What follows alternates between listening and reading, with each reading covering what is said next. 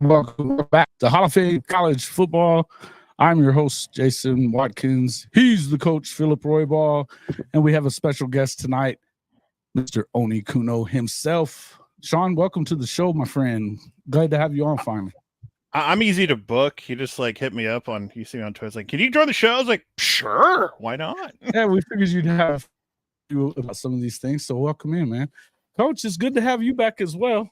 Been a few weeks, man. Have some hoop going on, man. Yeah, it's great to be back. My 8-year-old grandson's been hooping it up, and so we finished the last playoff game last Tuesday night. Which, by the way, I have to brag on him a little bit. He had a hell of a night. Big night. So we were really proud of him. You put up 50 on him or what?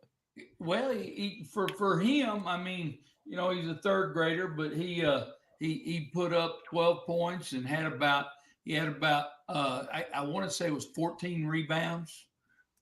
He had like 6 assists. I mean, he just went off. That's awesome. Surprised the hell out of me. I mean, because he's 5'2" as a third grader. He's 5'2", but he's also 5'2" wide. And so he's got the round mound of rebounds going on. He's like old Chuck Barkley, round mound of rebound.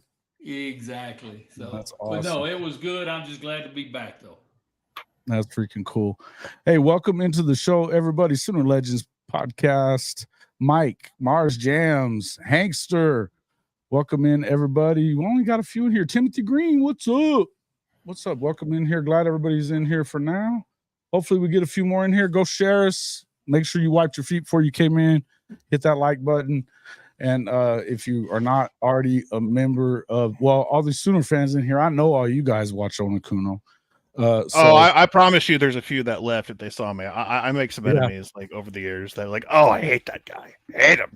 No, they were all the guys on this channel love you. So they were freaking, they threw that video out there on the Discord like immediately when it popped up. So because that's what I immediately put it up there too. But yeah, so guys, talk a little bit. Coach, I've been wanting to get you back because we wanted to talk a little bit about Notre Dame to the Big Ten, but I thought we could start off talking a little bit about this deal with Andy Staples. And as you guys probably saw, he had like a little bit of a proposal for, what he thinks it could look like moving forward at some point.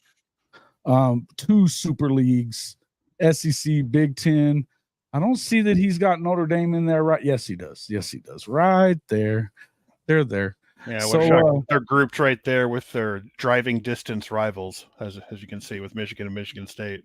Kind of have to, right? I mean, that seems like the right thing to do. But anyway, what do you guys? I mean, I'll go to you first, Sean. Tell me what do you see. First off, do you see this happening soon? Do you see it happening at all? Do you see any differences? Do you think this is ludicrous? What's up?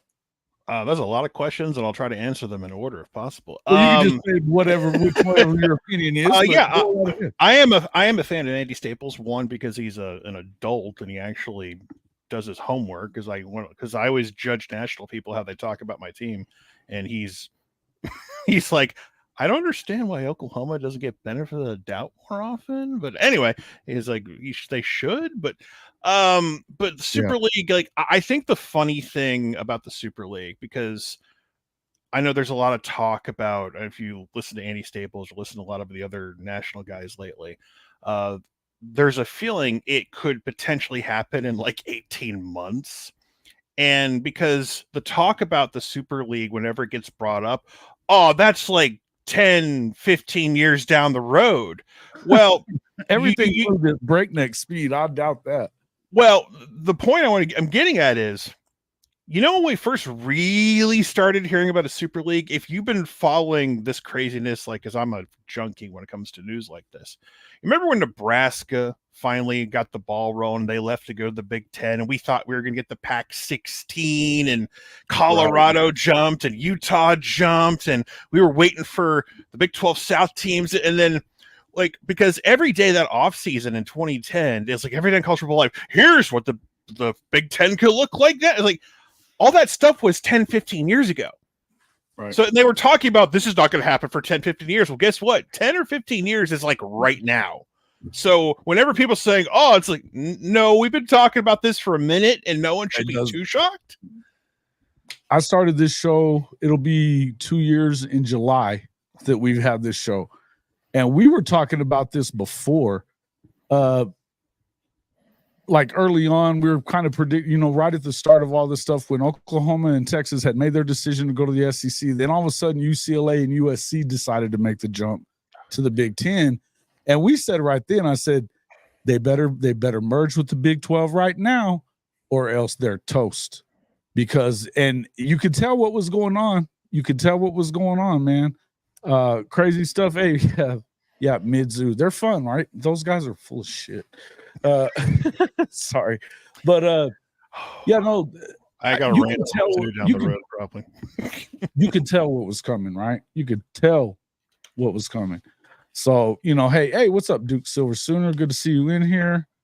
But hey, to me, I think you could see this coming. We were talking about Notre Dame then. I've been of the opinion that I thought Notre Dame might end up maybe saying, screw the Big Ten because of the way that they did them all those years ago. But everything that I've been seeing, Coach, and I wanted to throw it to you, everything that I've been seeing saying, yeah, we're going to do it. It's probably going to happen within the next 2 years, at least to that part of it. So this may be coming together quicker than you think. This Florida State thing blows up.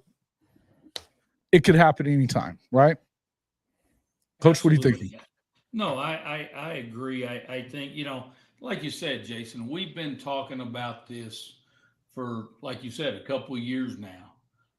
And even as Sean alluded to, it's been longer than that there's been discussions going on. Obviously, for the long haul, the years past, we had too many guys. We had too many of the traditional coaches that were involved in this process, and we're not going to allow that to occur. I think we see now that a lot of those coaches are gone, and so we're obviously seeing a lot of these changes, and obviously some of them are gone because of these changes, and these changes are moving at Mach speed. I think initially my whole thought was instead of the Super League of 2, I thought we were going to see 3. And I'm still not sure that's completely out of the question at this juncture. Yeah. But, I'm an old traditionalist. And what I say to all this stuff is, fuck you. I don't like this shit. Okay? I don't like this shit. And again, obviously I'm not going to because I'm an old bastard. And I like how college football, for the most part, I mean, obviously some changes needed to be made. But I like the way college football was. I think we're we're not changing incrementally. We're moving at Mach speed. And hell, we're not even worried about, we're talking about even the playoff next year. Hell, we hadn't even gotten into the 12 teams, and some bitches are already talking about 14. And we hadn't even played a damn down of football with the 12 team bracket in there. So it's moving so damn fast. I don't know what to expect from day to day. I'm not sure anybody does. But you're not wrong. I'm not a big advocate for the Super League. And you can look at it; it's all over the damn place. Like was mentioned just a little while ago, they're within walking distance of Michigan and Michigan State. Yeah, but hell, we fucking played all over the country for years, and so who really gives a shit that they're within walking distance?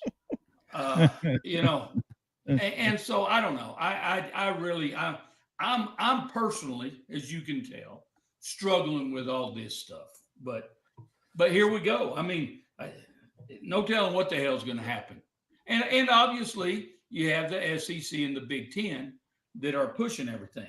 Notre Dame is the only thing, and I've said it before, the only reason Notre Dame will go into the Big Ten is if they're forced to do it. There it is. Because of, number one, money. But the truth of the matter is, and we've talked about it before, money is not a big deal at Notre Dame. We got billions at Notre Dame. So money's not the issue. Now, the issue could be where they want to pull those billions from to supplement, because, let's be honest. I mean, if you've got somebody in one of those other leagues and they're making, a few million more every year, well, year after year after year, that tends to add up to lots of damn money. And so I think that's one reason they could move. And the only other reason, obviously, would be because of the playoffs. At this juncture Not letting right now, them in. the best seed we can get right now is the That was the question I had fifth for seed. you. Yeah. That was the question I have for you, is that, look, theoretically, you look at this schedule this year, it's doable for Notre Dame, right? If you end up number one in the season, number one in the country at the end of the year, and you got to play the number 4 seed, that's not, how happy is that going to make anybody? You know what I mean? Exactly. And as it is, you're not going to get one of those 4. There's going to be a Big 12 champion, probably with 2 losses, that's going to go in front of Notre Dame. And look, playing 3 rounds rather than 4 is definitely beneficial.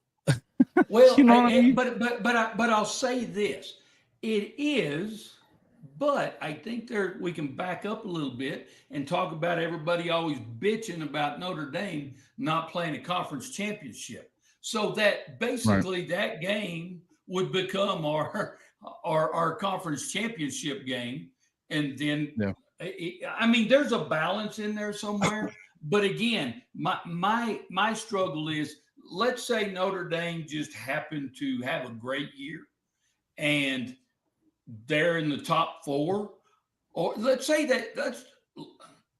I'm not saying they're going to, guys, don't go crazy on me here. Okay. Let's say they went undefeated. Okay. Because we have an OU-like schedule this year. Kind of like OU had last year. Okay, but, here we go. And I'm just picking at you. But here, I know. Breathe. Get him. Get him. But you know what I'm saying is, we have a schedule, a patty cake schedule. We have 2 or 3 games in there that could be good games. But let's say we went 12-0, and we could be ranked number 1 in the country and not even get seated in the top 4. That's what I'm saying. And so that's the bullshit you would think that Notre Dame has enough power that wouldn't have happened. But Sean, what do you think? Do you feel like, it seems to me like right now the SEC and the Big Ten are flexing? I think that to me, I almost feel like I heard Josh Pate say this on somebody's show yesterday, that he thinks it may have been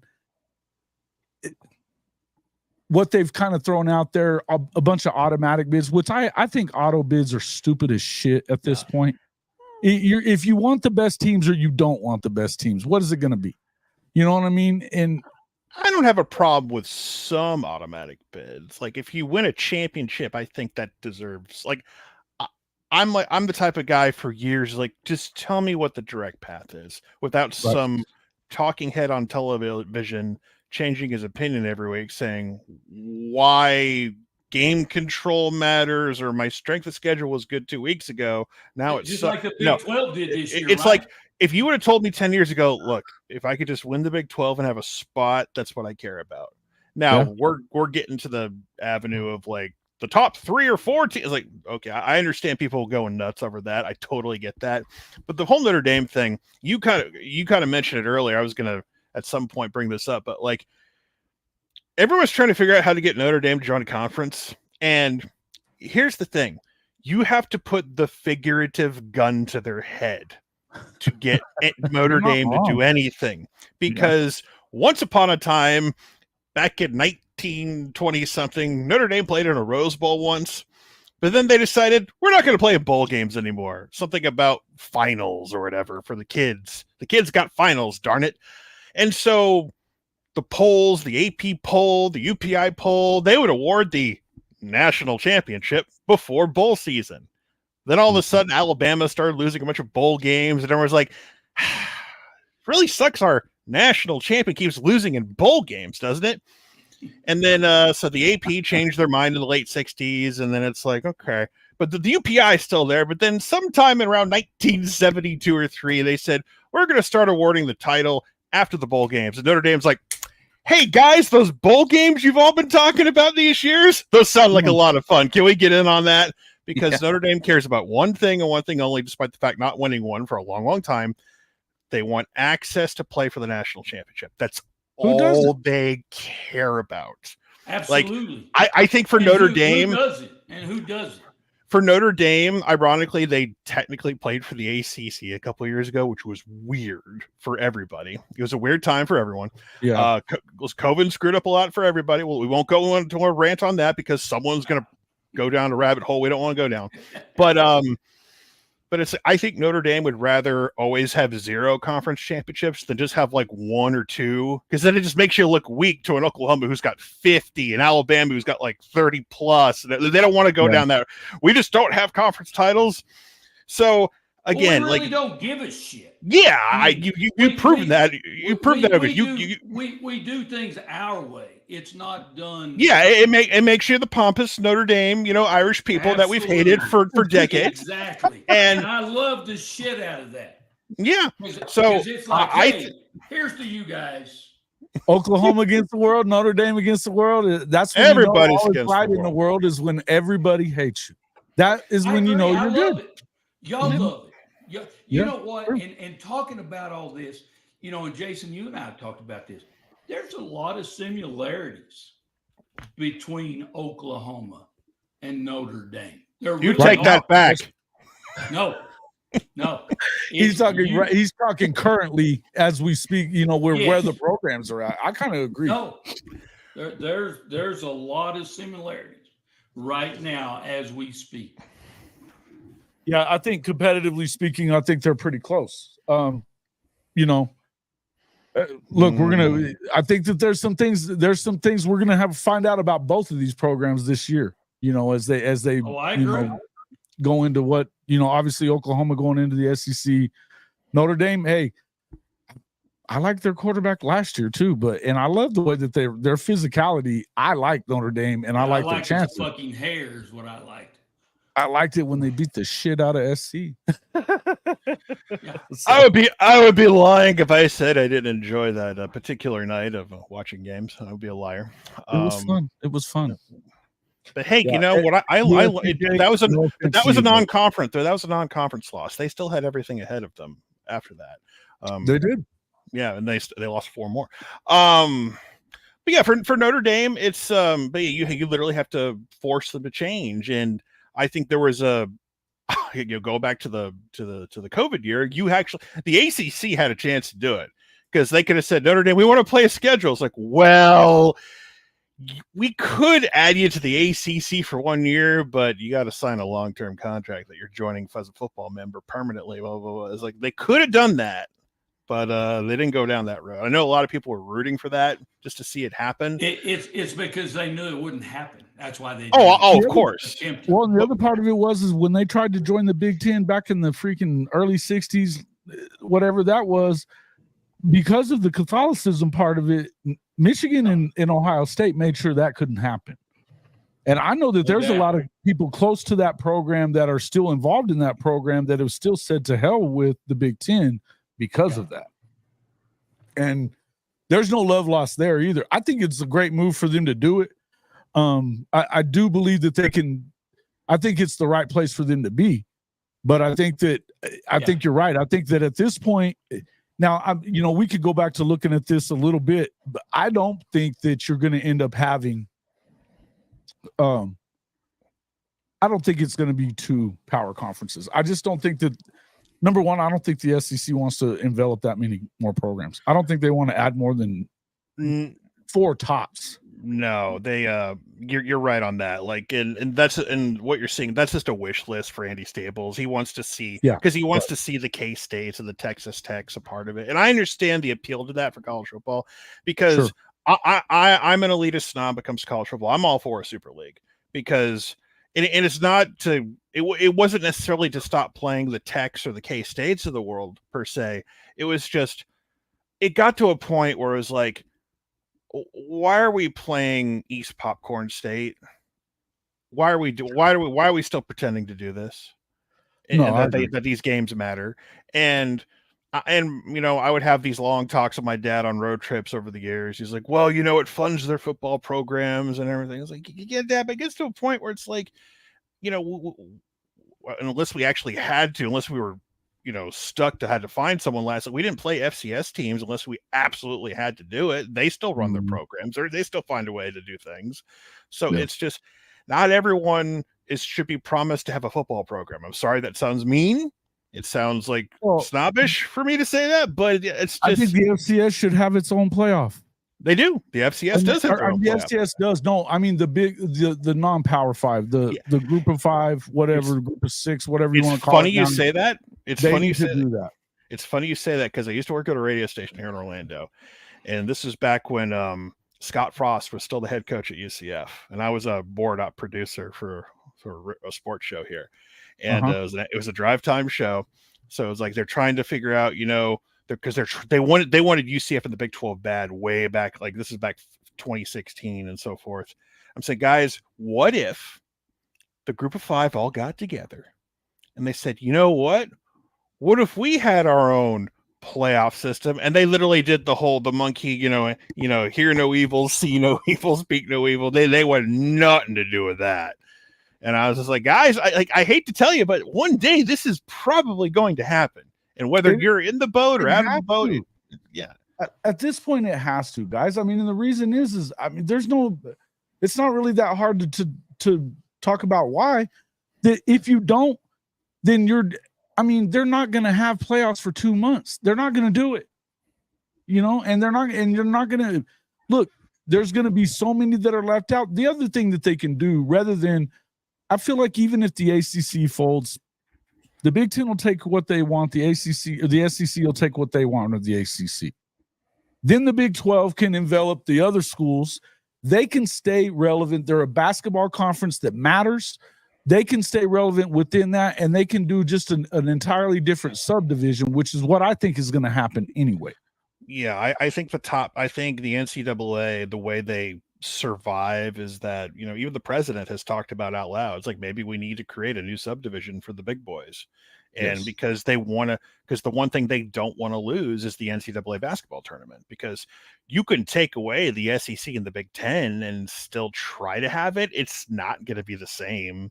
Like most of those are football schools, granted, but you want to have, like, that's what makes that tournament great, is the combination of the big boys and the small schools, because basketball is just is a much easier sport to compete at than football. It just is. That's just the truth. Sure. No, there's 5 guys on the floor, not 11. And a George Mason, who's like a seasoned like senior led team, like back in 06, can make a run. You know, that's fun. But usually at the end of the day, it's always like a Duke or a Carolina or a UConn who wins it. That's how it always turns out at the end of the day. Yeah, it's just, but yeah, I do think there'll be a new subdivision, because there's one thing nobody talks about, because the NCAA, and this gets into, like, you know, money talk, but like they get that tax-free status, unless like the SEC and the Big Ten have figured that out behind closed doors that I'm unaware of. Then, you know, even if you try to start a new college league or whatever, you still got to like figure out, how do we not pay taxes like we used to under the NCAA again? That's not happening at this point. And I mean, there may be some kind of, right now they can still keep their status as is, and it's not as a not for profit or whatever. That's not going to happen. But your antitrust you can keep, as long as you're allowing these players to be able to make money. And with the ruling that we just saw on Tennessee and Virginia this of a week ago, this past Friday, so it's been 10 days now, 11 days now.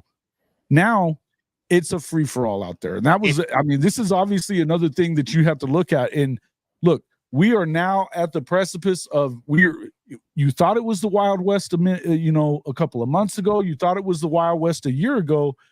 It's about to really get that way because there's the NCAA, all these schools have fought to try to keep it the way it is so that they don't have to pay players as employees. They're still trying to make their way around that, but in the end, we know that's coming down the road. Yeah, if they would have that's what brings it all out in the open and stops people from cheating. Because it's all there. I mean, you can do everything above the table. You don't have to cheat about it. There's certain schools that will still go under the table. They're still going to the table. I think the big problem is that leadership knew this was coming for years. It just took it took a couple of states to file a lawsuit, and they were forced. Once again, they weren't prepared. Last year, yeah, they weren't prepared. If they had years ago, if they had just used what the Olympics did, because like the USA doesn't pay their Olympic athletes, but they get sponsorships. That's how they make their money. If they would have had an Olympic model that would have been slowly phased in, and you would have had a way to monitor it, and you actually it wouldn't be as chaotic as it is now. But listen, it's just, I think the water will recede at some point, and it will start to feel normal for people. We won't bat an eye anymore if like someone's making cash in front, because I look at it this way. It's like people saying, "Oh, it's ruined the sport. Players, all this, that." Like, guys, did you not watch Pony Excess? Do you remember the Southwest Conference back in the 80s? I'm just old enough. I'm just barely old enough to know what the Southwest Conference is. So, but I know the crap that went down back in the day behind closed doors. SMU wasn't the only school that was cheating. They just the ones that got caught. 30 for 30. Oh yeah, come on. And Coach, you were living there. I mean, you're from Texas. You know what that was about. Hell, that was one of the things that Darrell Royal ended up making him retire. He was sick of that shit. When Eric Dickerson told him, "No, you're going to have to come up on it. You're going to have to pay more." That's when Darrell Royal knew that he was done. That's been going on for ages and ages and ages. And as we've talked about recently, what happened in Alabama? Who left and why did he leave? Because now everybody had caught up to him in the new way of doing business. And so Saban got out, because how long have they been paying people and paying them well? So it's been going on for years and years and years. I hold a personal grudge against Eric Dickerson's grandmother. If it wasn't for her, he'd be at OU. So Good lady. I don't trust that Coach Switzer, but Mom, I want to go to no, Grandma, no. You going? You staying in? Yeah, you staying inside the state of Texas. Look at Eric Dickerson. We would have went Billy Sims, Eric Dickerson. We wouldn't have missed a beat in the early '80s, man. We would have been fine. Crap. Yeah. You imagine Eric Dickerson on those early '80s teams with like J.C. Watts, Oh my goodness. Yeah, and then NIL along with the transfer portal introduced, it is chaos. But here's the thing, Kyle, and this is something that I say a lot. This is the NCAA's fault. This is the fault of the schools and the NCAA that have drugged their feet on this for so long. Just like what Sean just said. Look, you could have gotten out in front of this. You could have before the Ed O'Bannon lawsuits, all that other stuff. You could have been out in front of this. It never had to be that way. And all they did was, as soon as all this stuff came up with Justice Kavanaugh, when he freaked out about them on their labor practices, is what he called it, they're okay, well, we'll let them do NIL. And then they've tried to just adjust as they go. There's never been any, how the hell there's no even distribution of penalties of it. Nobody knows what the hell the rules are. And states are doing their own thing. The scary part is Oklahoma's law in the state that they adopted says the NCAA can do nothing to us. Actually, that got blocked, but it doesn't matter at the moment, because there are no rules right now because of those Tennessee lawsuits and everything.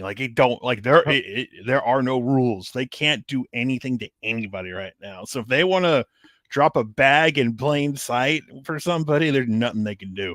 So Guys, and what's new? They hadn't been able to do shit in years. No, nobody. I mean, they've been well, powerless. They've been powerless, but they've also been. It's also been like when you do stupid shit like they did with that North Carolina receiver that was transferring to be closer to home. And I don't care if there was other pieces to that or not. Why would you even bother with that? That's just stupid. You know what I mean? You go after those guys. Michigan. You can also be in Michigan, and it don't matter if you fucking cheat. Yeah, I mean, if you have any rules, anyway. Yeah, well, look. I mean, look. They tried to pass that shit off to the Big Ten immediately.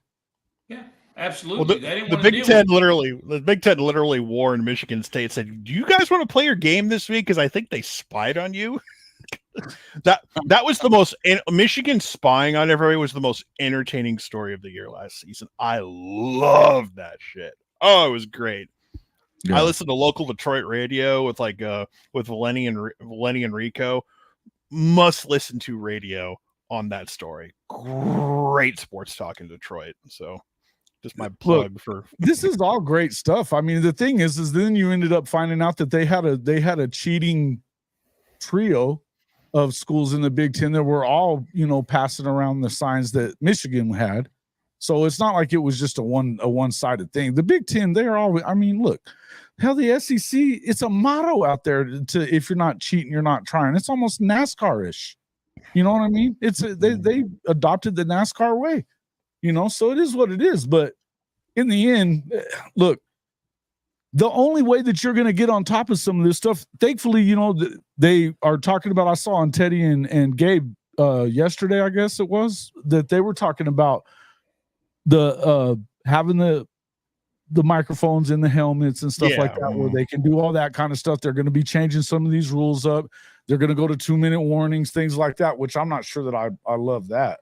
Well, they had to when they changed the clock rules. That's the one thing I think they should have implemented last year, because when the problem I had with last year's clock rules, it's like, okay, if the clock keeps running, if you get a stop on like 2:02 and the clock keeps running, then you don't go back to the old rules. Like, I do think that needed to be implemented. Now, yeah, it's going to be a huge advantage for an offense like trying to get back in the game, but so be it. If you get a stop, you get a stop. I mean, it is what it is. But yeah, if you're gonna, I should let the clock rules alone, because we these games are too long. It's like, well, if we cut a commercial, we can't do that. We can't. We got to hear that at BK, have it your way every 30 seconds. I want to put a gun in my mouth if I will never go to Burger King. That's not going to change either. Again. What do you think the 2-minute warning's for? It's just for another fucking timeout. Yeah, but we're used to that. If you watch the NFL, I know the 2-minute warning for me is a quick bathroom break or go get a beverage. But that's two more. Yeah, but I watch it on Sundays, so I'm used to that. I know. I hear especially on Sunday nights, 2 minutes, bathroom, drink, get back to the TV as soon as you can. That's what that moment's for. Right. Hey, real quick, our boy sucks. from KC, Mo Neilio, our K-State brother, thank you very much for the super chat. Says, good evening, fellas. Thanks for stopping by again, as always, brother. Yeah, that was good stuff. Hey, we just got some really good, hey, we're getting a show here with having Sean on the show, so it's good stuff, man. All right, so let's see. What are the? We're gonna get into that in a minute. OU doesn't seem to be capitalizing on what as much as they could. That could be a lot. That could be a lot of things, honestly. So we could. Yeah. We'll get into some of that stuff in a few minutes, but no, like, to me, I think that I would rather see them. Look, I don't think that you need to mess with these. If you go to 2 super conferences, the one side of that I think would be okay, is because then you would go back to some more regional. You're going to have to break up into pods at that point. Divisions, that kind of stuff. You're going to have to. So you would see Oklahoma coming back to playing, your Oklahoma State again and K-State, Texas Tech, whatever. That's fine. But man, at this point right now, I don't want them to screw with the SEC the way it is. If you want to add schools to the SEC, fine. But I want Oklahoma to play this schedule. Now that's probably a pipe dream to expect it to stay that way, but it is going to be what it is, you know. Well, here's the thing with those super conferences, and like because everyone, if these conferences start ballooning up anyway, as you mentioned, they're like you say pods, they'll just bring back divisions, and they'll just you can recreate some of these dead conferences into divisions, and then it won't be the giant ones they were before, but you can the old school ACC, like pre-90s, you could have those Northern Atlantic Coast teams play each other. You could have the Southeast play each other. You can have Sure. the mid, you could still have, I mean, someone will cry tears if they don't have the brand names of the conferences or whatever. They can still keep those. Like, I mean, I don't know if I'm in the right crowd for this, but I played a lot of NCAA 14 over the past 10 years, and I'm waiting for my video game to come back. But my go-to super conference for fun, because like you could create a 16-team, 2-division, like the MAG or something. Or no, this is what I did because I had one division of 8 teams. It was the Big 8. And in my other division was the Texas schools from the Southwest Conference. I didn't have Arkansas. I didn't have Arkansas in there because I left them in the SEC. But it's like, oh my God, this would be great. You have the old Southwest Conference, the old Big 8, and then the game was smart enough to schedule Nebraska at the end. And it's like, and Nebraska got good again. Like in some fantasy world, Nebraska was actually good again, believe it or not. And no, because they would have been playing in the conference that they were closest to and could have gone back. Look, they lost their recruiting pipeline into Texas. That's what scared them. Yeah, well, when people tell me Oklahoma's going to be the new Nebraska, I keep asking. Shit ever. It's such a. I keep asking. So, is the state physically going to leave the border of Texas and pick up Oklahoma University of Oklahoma? They're going to take it down to freaking somewhere in Mississippi or Alabama and drop it there. And so now they're not going to be able to recruit Texas. It's like in that one Avengers movie where Ultron lifted up the entire country and moved it over somewhere else, and the event, all that crazy stuff going on. That's what's going to happen. Same stuff with the Pac-12 when they were talking about not wanting to play in the Big 12. It's like, okay, so all you dumbasses that are talking about you're not going to class when you get there. What do you care about the academics? They didn't care about it. It was just all a bunch of freaking crap. But anyway, that's where it is. I think that I don't necessarily like the way things are, but the thing is we've said this all the time on the show. You're not putting the toothpaste back in the tube. The best thing that you can do is try to find to me, you're not hearing anybody talking about preserving rivalries. And that's what I want to see happen. I don't want to see these rivalries go away because that's what college football is. The new Super League thing that leaves out BYU. BYU's a big brand. And we're finally going to get to see BYU and Utah again in the Holy War in the Big 12, as long as they stick together. I mean, and hell, Sankey's a smart motherfucker too, because last year they were talking about like we're losing rivalries. Well, here in the SEC, we're reuniting rivals with Texas and Texas A&M. I was like, you're brilliant. I love you, Sankey. I love my new commissioner. And I know some people are upset over losing Bedlam. I'm on an island by myself mostly. There might be a few people who join me. I don't care if we play Bedlam anymore. I really don't. I mean, it's fun, but you know why? I think one of the reasons we coveted Bedlam so much in recent years is because we didn't have Nebraska anymore. Texas was down, and OSU was the one game we could really get hyped for in state, and OSU was better most years than not, and it was always like we have like the overwhelming winning percentage, but a lot of games were insane. We could go down a laundry list of games that went nuts, and we won like 8 or 9 out of 10 times. Yeah. But if you told me you got to sacrifice Bedlam if you want to go to the SEC, I'm like, I'm in. That was fine. That was fine, except that they could have played it. They could still play it, and they should still play it, in my opinion. But I agree I know what you're saying, and I'm fine with that. They're the ones who don't want to play it.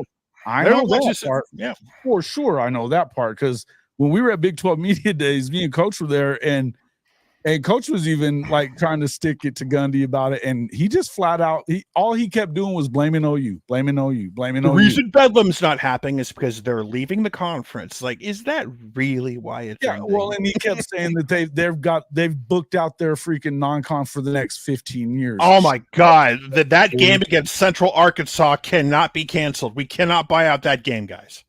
Can't do it. You just can't do it. Yeah. God. Yeah, you kick them some cash and don't have to take the ass whipping, they would be fine with that. 2020 taught me you can do whatever the hell you want in college football if you have to. So It's just crazy stuff. But anyway, like I said, I think that it's hard to really to know what's going to happen. I mean, Andy's deal is as good as anybody's really, but I think that in the end, what I was getting at earlier, I think that Sankey and Tony Petitti threw this out there of having auto bids they want 3 for the Big Ten and 3 for the SEC, which I think is not a bright idea to throw that out there. I didn't like it because of the fact that, look, you'd be better off to say no auto bids and the best teams go in, because then that way you're going to get 3 or 4 in anyway most years. That's what Sankey wants. Your nose up. Yes, I think that's the case too. I think Sankey's not the one. The only reason freak out and say no, then they don't have to give auto bids to the Big 12 and put in a 3-loss conference runner-up in the Big 12 as part of an auto bid situation, because that's bullshit too. Yeah, I was just gonna say Sankey don't want auto bids. Like, the only reason he said 3 is because, oh, Tony's gonna do this, I had to do it too, or else. Like, fine, if you get 3, we get 3, because he has to match him in that instance. Like, Sankey wants the best teams, and based on how college football's gone over the years, he knows that's gonna lean towards him more times than not. So, like, who are your traditional teams that are gonna be generally good in the Big Ten every year? Like Ohio State, Michigan, Penn State. Michigan State's down, maybe Wisconsin once in a while, or maybe a 10-win Iowa gets in there because they play defense and no offense, and they won a bunch of 5-2 games. But in the SEC, you're going to have Bama, Georgia, LSU any given time. And I know Texas is Texas is guaranteed to be a great SEC team this year, of course, as I've been told by everybody. The SEC tough schedule does not apply to Texas. For us, we get told how tough it is. Finally returned. Your brand. That's weird hearing my voice right there. I'm not used to doing that. But no, it's like we don't. We get told how tough the SEC is, but for Texas, no, they're. I mean, and people will say, and I'm listening to like the level-headed people today, like Texas is a tier 1 school. They're guaranteed to make the playoffs. It's like they're guaranteed. Like, what? Did they not lose their D line, their 2 best D linemen, all of their wide receivers, their star tight end, their quarter? I know people love Ewers, but the thing of it, Ewers is the weakest part of that team, and he stayed. All weekend we've been seeing nothing but flexing coming from Texas, right? Over their amazing performances at the combine. 4.21 for Xavier Worthy, and A.D. Mitchell goes out there and runs a 4.38, and Jordan Whittington is killing it too. And then blah blah blah blah blah.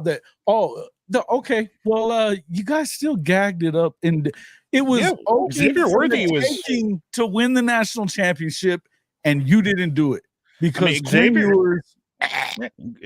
Worthy was in a real hurry to turn the ball over on downs at the 1-yard line. He was fast at doing that. He did that really quickly. I don't know how they got back into that game against Washington, but they get down there to the 12 and throw it at the end zone once. Dude, if the running back for Washington doesn't get hurt, the clock is over. It is done. Right. They had to stop the clock because he got hurt. Like, they were given every gift to get in that game. And there is a part of me that smiles that, like, Quinn Ewers, like the losses Texas had were on an incomplete pass by Quinn Ewers. It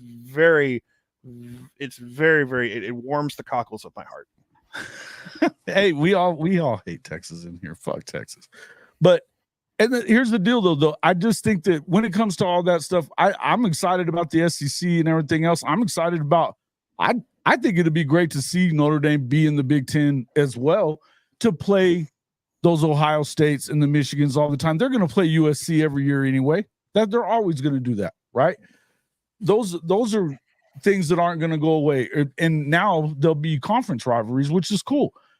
But in the end, this is just going to be so much difference, and you just don't know where it's going to. Where are we going to end up? if they just do a subdivision, and because they are going to have to, not all of these schools, if you even look at all those schools, some of them in the SEC, they'll be able to afford it more in the SEC. But they were talking about that subdivision. You'd need to be making $100 million to be able to pay players and do this and do that every year, and in order to be a part of this subdivision that's going to come for the TV money. So correct. Like I hear people say silly stuff. Well, they'll have to kick Vanderbilt out. Like, what are you talking about? They kicking Vanderbilt out. Spain's been saying that for weeks. I think this is the dumbest thing. They're not kicking out Vanderbilt. They're not going to kick out Northwestern. They're not going to do any of that. You know why? Because you got to have losers in the conference too. Someone's got to do the Jocks' homework for them, okay? And that's Vanderbilt's job. Look, man, you got to have a team that loses. You've got to have a few of those. You got to have your Minnesotas and your Rutgers and, Maryland of the world. You just got to have them.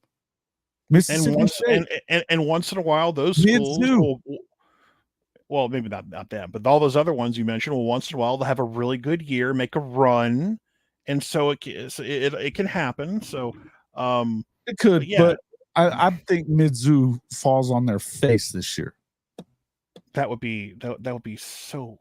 God, that would be sad. Eli, it's like I'm looking in a freaking crystal ball and I just know it's coming. It's Missouri, bro. I think if they had kept their defense coordinator, they'd still be good. But they didn't. No, that's what I'm saying. If they got away with some shit. We all talk in ifs in here. If you have to. We'd all like to if happen, but it doesn't. Right, but they got a bunch of guys that are supposedly getting drafted. He was a big difference man. I mean, he's going to be a major reason why either LSU gets it figured out on the defensive side, because they were god awful last year. LSU must have been taking notes during the Riley years on defense with their pass defense last year, because my God, it was. It looked similar, didn't it? I have never seen an LSU defense that garbage before. Ooh. When you take that kid out, and then you can add they have Brian Kelly. Yeah, Brian Kelly don't scare me. Like people bring up the schedules. Like, look, I'm not going to sit here and pretend that going to Death Valley is going to be easy by any stretch of the imagination. No, of course not. But Brian Kelly does not scare me. So he doesn't win the big games. So if for whatever reason, if that game is on at noon on ESPN on the SEC network or something. Fine. Like I'll feel comfortable going in there, maybe getting a win. If it's at night and they try to make a big deal about it, it's the first time OU's been there. It's like, crap, this will be tough. But that's what I have to go and expecting it. So, like all of our games next year, people say how tough our schedule is, which it is. It's like, because I keep being told it's like one of the toughest schedules in the country. I want to keep reminding people that if we go 9 or 10 wins, we keep being told how tough it is. But most of our games are really tough games are spread out.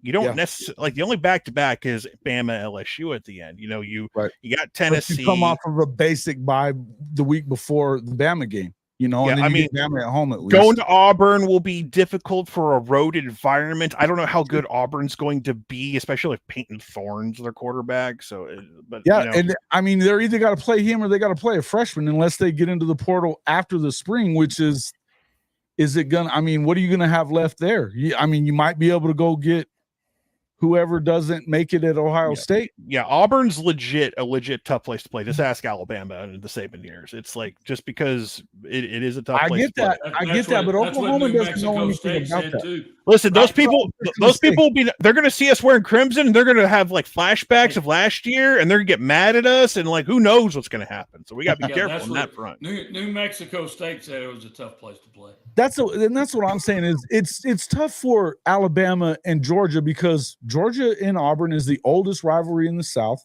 Alabama and Auburn is the Iron Bowl. It's the most heated rivalry in the South. Yeah, it's a different deal for that. Oklahoma doesn't know or care about Jordan-Hare Stadium. But it's gonna be a big deal when we come there, though. I'm gonna go like they're gonna treat it like a big. Tennessee made it a big deal when we like a big deal and got drugged last year. Penn State's different because like James Franklin's their head coach. Let's just like put that out there. He can't win big games, but he beat the shit out of them. but for real, it's like when we went to Tennessee in 15, it was a big deal. It took we had to dig deep to win that one. Baker had to become. We didn't know who Baker Mayfield was yet. It's like, who is, like, we thought Trevor was going to take his spot halfway through that game. Like, people forget that he was warming up on the sideline, and then Baker became Baker Mayfield that night. So it's again, I look forward to the challenge of a lot of those games, but again, it's like, a lot of them, they're like Missouri. We've been to Missouri before, and like, if you could promise me one win, it's that one. Like, Alabama, LSU. No. I want to beat Missouri into powder. Right. And then what about Ole Miss? I think I'm a fan of Lane Kiffin, but I gotta say, when the hell has he won a game that matters? I don't see that. I know that they went heavy in the portal. If it wasn't for that Terrence Cody character, he might have won a big game once. Blocked again, Cody again. That was a long time ago. I watched that. But again, though, since I was more just talking about since he got to Ole Miss, he hasn't won those games that matter for them to take that next step. I think they beat LSU last year, so that was a decent win. That was a decent win. LSU didn't win a big game last year. They didn't make the playoff. They still lost to Alabama. They still lost to Georgia. It was a 4-team playoff. Still, it's that's a tough nut to crack for anybody. So, is Theo? Okay, so he's one for so far. Okay. I think Theo Ace is still at Mizzou for another year. But he is. He decided he's coming back. Yeah. Luther Burden's the guy you really got to worry about, though, because he made a business decision to go to Missouri. So definitely. Here's the thing though now, and that's the other thing is as you saw that they've got some new leadership there at the NIL, at the Crimson and Cream Collective, a Sooner. They're playing the game, and you're gonna have to play the game. That's all there is to it. It's time. You don't have to. There's no more talking about it. It's got to be done. Well, they do play the game. I mean, people like, I think there's a big misconception that because people see what Missouri do or Miami or A&M, and they lose their minds if they don't get certain recruits. And I understand the frustration on some level, but trust me, you don't get Jackson Arnold if you don't play the game. He's a 5-star quarterback. You don't get David Stone unless you're playing the game. Or Jaden Jackson for that. Or Jaden, Jaden Jackson probably wasn't as expensive, but it did help to get him too. So it's like the smart thing that they're doing is because all these other teams I mentioned, they're not, just because they're spending the most money doesn't mean they're winning at the highest level. Just because you buy a team, like look at what A&M did. They said, we got the greatest recruiting class of all time, and you didn't do shit with it. Yeah, they gagged. No, that's Jimbo. You had like 12 5-stars and like 8 of them bust. 8 of them. What do you think? Hey, Coach, what do you think the odds are that A&M, especially at home, they're going to beat Texas this year? I agree. One of those teams has to lose. They may beat our ass in the first game. I think they're not as bad as people think they are with Mike Elko, because they've changed a lot of things around there. Elko does a great job, but it is still Texas A&M. I don't care where he's at. I heard somebody's feeling. I heard like an associate's mine. He's an Aggie. I really hurt his feelings when Elko took the job. I was like so there goes the end of that man's coaching career. He got mad when I said that. Right. It's like, what? Everyone who goes to A&M doesn't win. There's all these high expectations and they fail. What's Kevin Sumlin doing lately? I mean, you tell me. So, well, and Jimbo with what Orca said, Ole Miss has to make a deep run before. And look, I think that's where you kind of are with all the major programs. You've got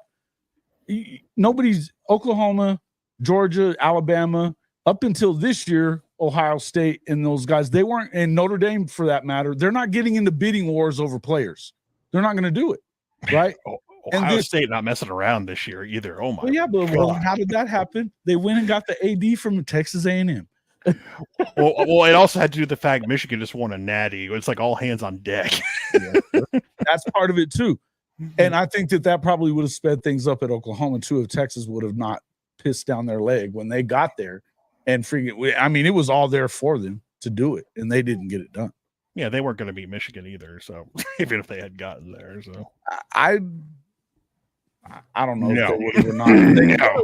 I mean, no. And know why? Because Ewers is not that guy. He's not that guy. Well, This idea that they're just going to jail together because Sark can snap his fingers, the motherfuckers won 10 games once.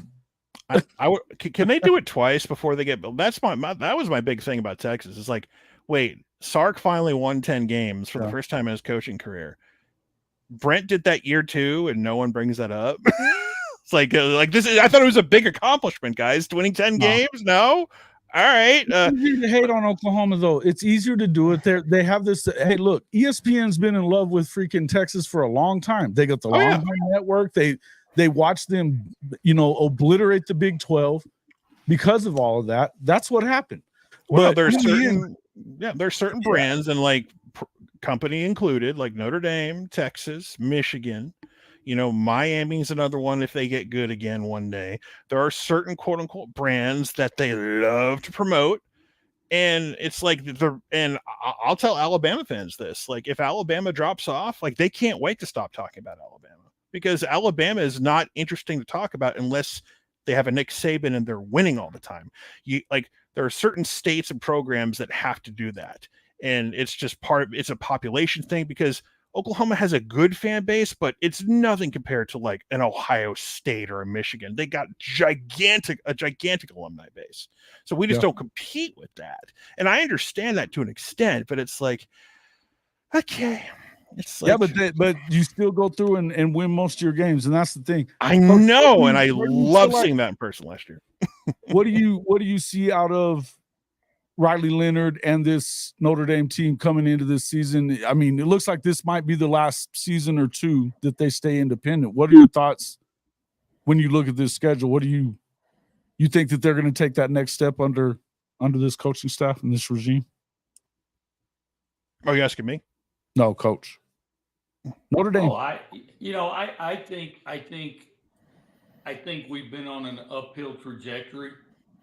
I think if Riley does have a good year and stays healthy, if he plays not like he did last year, obviously because he was hurt.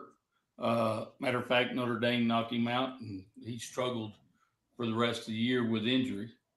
And he's already had surgery and so forth. But I think if he can play to the way he played 2 seasons ago, I think they can definitely make some upward movement with him. And I like having Denbrock. I think Denbrock is going to make a huge difference. I think for the first time in a long time, I'm seeing a commitment by the Notre Dame athletic department to do some things right. I mean, we got both our coordinators hired for the next 4 years, and they're two of the highest paid in the country now. And I know money doesn't equal wins, but I think we're finally starting to get some coaches. It kind of does with coaches. It does well to pay coaches. Well, and you want to have a good staff, but again, I think Marcus is doing things that the last guy couldn't do. Kelly was always bitching and exactly recruiting. And instead of getting all these 3 stars that we used to play with, we're starting to get 4 stars, and we're not OU yet that has all these 5 stars, but we're starting to trickle in some of those 5-star players. We got a quarterback, Deuce Knight, that Alabama's trying to steal, and a few other across the country. But I think we're making progress, and I think that our quarterback can. I think we have a quarterback room that finally is competitive more than the shit we had a few years ago. They finally paid it for getting Denbrock, I think, was the big deal. More than freaking Riley Leonard was getting Denbrock, because it's not been good with the coordinators the last 2 years. No, our coordinator, our two, Tommy Reese, he went over to Alabama and fucked everything up over there and made Saban retire. But I knew that shit was coming. but again, I think as long as we can continue to see steady improvement, but it's going to really depend on Riley and how he can perform. If he performs at last year's standards, that's not good enough. If he can perform at the year before standards, because he's truly a dual threat quarterback, and if we can really get the dual threat out of him, I think it'll help the Irish. Yeah. Look, I think that but so you were saying though a couple of weeks ago that you thought, or that you're hearing that they're going to go to the Big Ten. What is it? Where are you hearing this from, and what is it exactly that you're hearing? Well, I have some kids that played for me that played at Notre Dame, and through some of those visits, I think the conversation is coming from the inside that it's more on the table than it ever has been. But hell, that's not like a damn secret, is it, guys? I mean, I think we all know that it's more on the table than it ever has been. But they're still going to resist it, guys. They're going to resist it as long as they possibly can until they know it's going to affect them having an opportunity or a decent opportunity at a national title shot.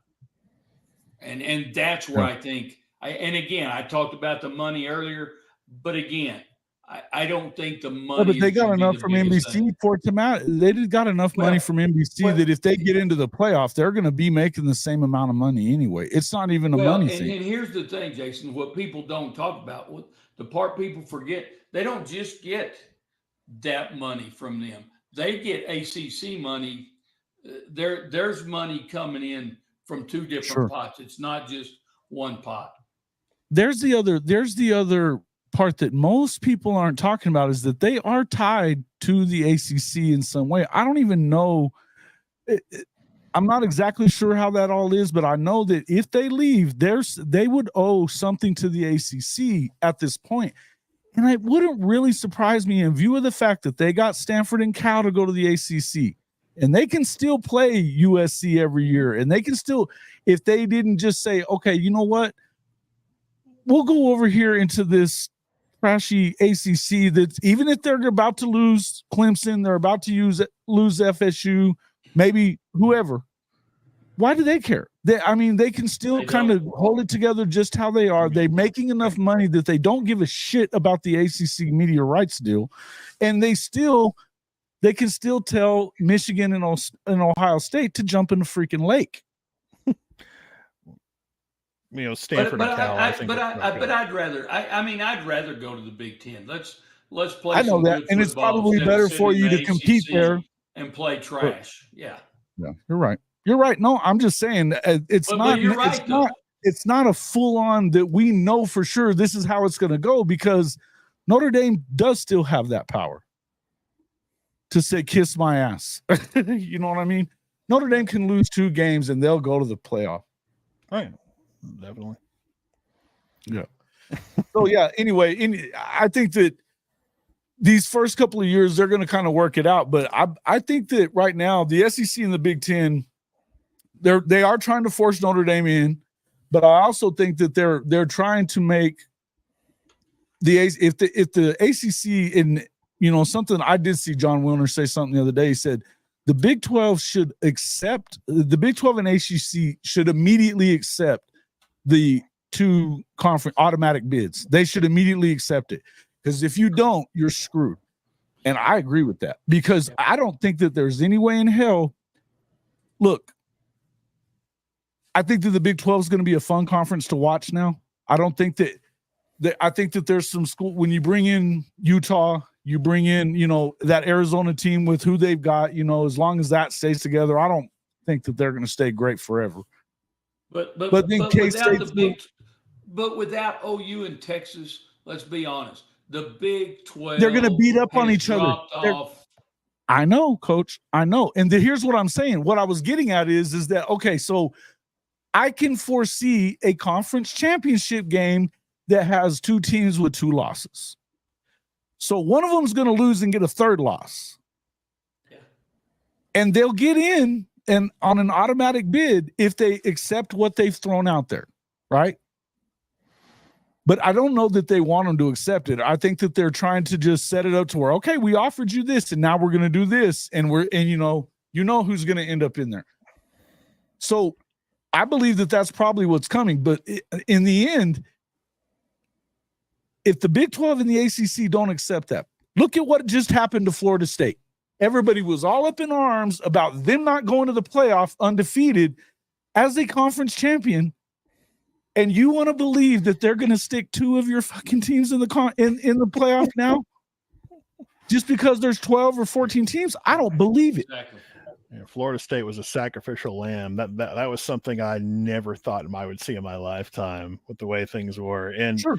It was the easiest thing to do. And it's like I Could have happened any time though during that whole 14 playoff though. Right, but I could not wrap my head. Obviously, you know, quarterback injured out for the year changes the dynamic of the team. Understandable, but it was like until I saw it happen when the selection said I could not. There's no way they're going to leave them out.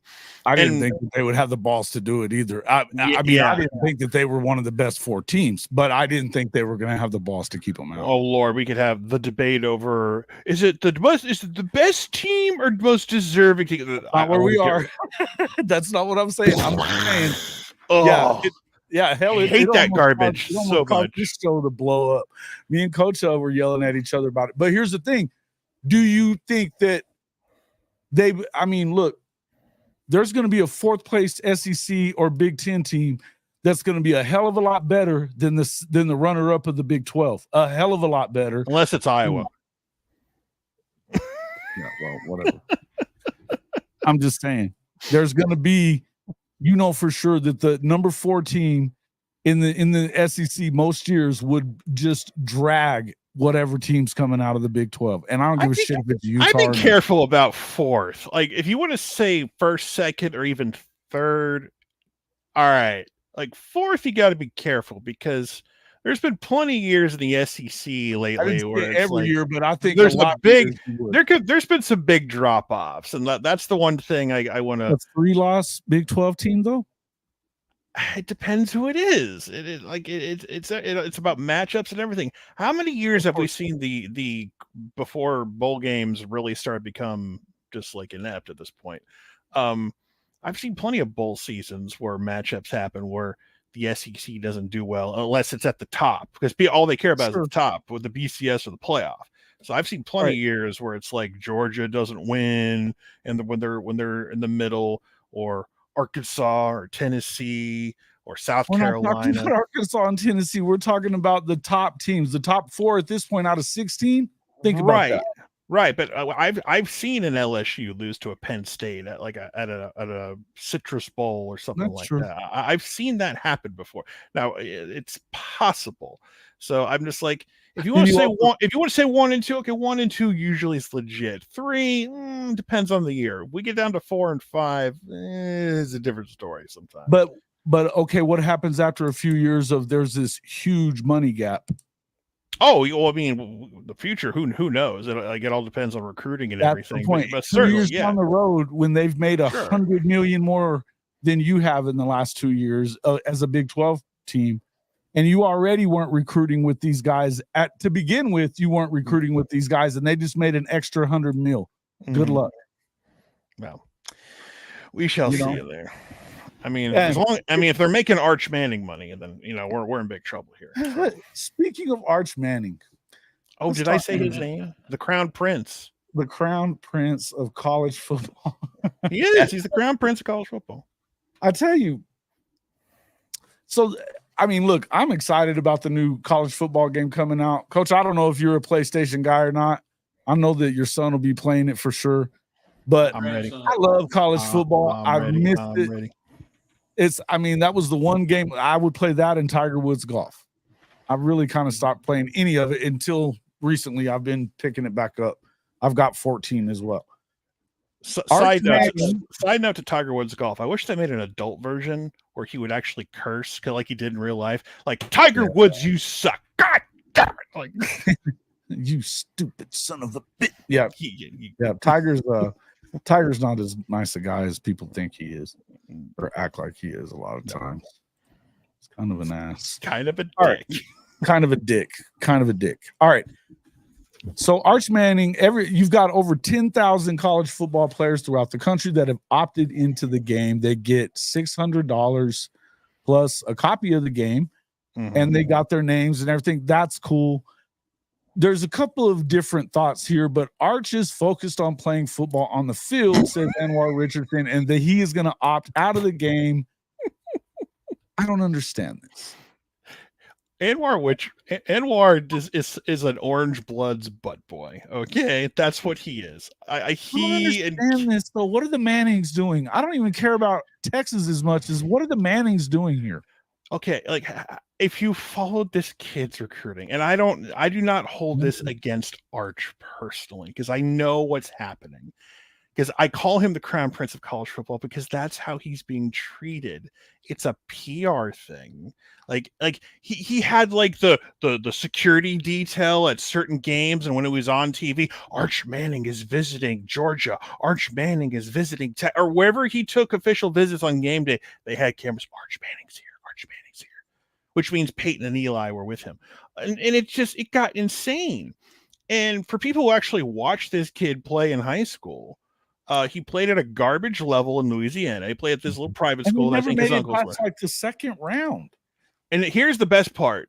They got like a 3A team from Florida to come play them on their campus. That 3A team from Florida whooped them up and down the field because we have an Arch Manning game, and they put this on national TV on ESPN, and he didn't do squat, and it was beautiful. He's got a noodle arm too, bro. We saw him in the freaking spring game last year. He is not ready. Listen, I want to tell everyone right now, when I went to the OU Texas game last year in Dallas, I was within like under 100 yards away from Arch Manning. I could feel his presence as I was standing at the stadium. I could see the glow. He was like he was a Dragon Ball Z character powering up. He was just ready to put me in, coach. If Quinn can't do it, I'll throw the long bomb, and I would have hit that Hail Mary. It's just... when your PR guys put out a message like Arch is focusing on football, you mean he can't fill out a form on his phone that takes 2 minutes to say I'm optimistic? And I hear it's a Sharon Jaraja, who's like I always butcher his name, so forgive it. Shahan Jaraja. He says, what this is referring to him, he says, I honestly get this. There's no upside for him, and finances has nothing to do with it. Every little thing. It's like every little thing would be a sideshow, and from his rating, and people would talk about it on the internet. It's like, dude, he's the quarterback at Texas. You mean people might make fun of him on the internet in a video game? Oh no! Like, he was the first perfect recruit in 247 history. Yes. And he wasn't good. So what do you think EA Sports was going to do? They would have probably made him. Now that was what you're hearing, that he was like, I don't want to upstage Quinn because until I get the job, I don't want to be. He hasn't done anything to do anything. Like that's the thing that drives me crazy. Here's what EA would honestly do. Based on his rating, they would probably make him a 78 or 79 overall. You know, and for those who understand what that means, that's pretty high for a freshman. Right. Or if he's a second-year player, they would make him an 83 or 84 overall. Yeah. That's pretty good for a second-year player, right? So that's what I'm saying, is that Arch would have been good on the game. So it wasn't to protect him. I don't want to hear that shit because they do that anyway. I'm just like, but what he said, Arch is focused in playing football on the field. What the fuck does that mean? We don't want to make this a distraction. To practice at PlayStation. You don't have to show up on the PlayStation to do anything. He doesn't have to do anything. He just like fills out a form. But here's the thing: if he would have just quietly opted in, and one of the orange blood butt boys go, so Arch, Your Majesty, we want to, if we may ask you a question, sir, did you opt into the game? Oh, if he would have just said, yeah, I opted in, and the rest of the team did, non sequitur, we would have gone. Nobody's talking about this shit. Nobody cares. There are going to be more now. He did. There are going to be signs at game day saying Arch opted out of the game, or making fun of his overall rating, or they're going to talk about the fake player that looks like Arch in the game. You just put more spotlight on him. Yeah. Maybe that's what you want to happen, and congratulations, but just makes him, and I feel sorry for the kid because it makes him look like a tool. It totally makes him look like a tool. So there's 2 tweets that I wanted to show you guys. These are funny. Well, maybe if I get the damn things to open. All right. So the first one. I mean, Arch Manning really is an NFT scam if we stop and think about it. An NFT scam. I like that. That's actually pretty funny. All my apes are gone. Oh no. Okay, so TJ Pittenger from Double Fries No Slaw. I need to focus, so I've leaked 2 stories to the media. What did it? Wait, shit! I just lost it. I need to focus on ball, so I've leaked 2 stories to the media in the last 24 hours, so I can prove I'm focusing more on ball than the 10,000 who just opted into the game. That's funny.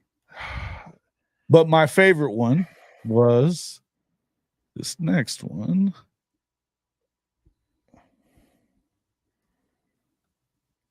I did legit cry last night. And I believe that this one got erased, but not before.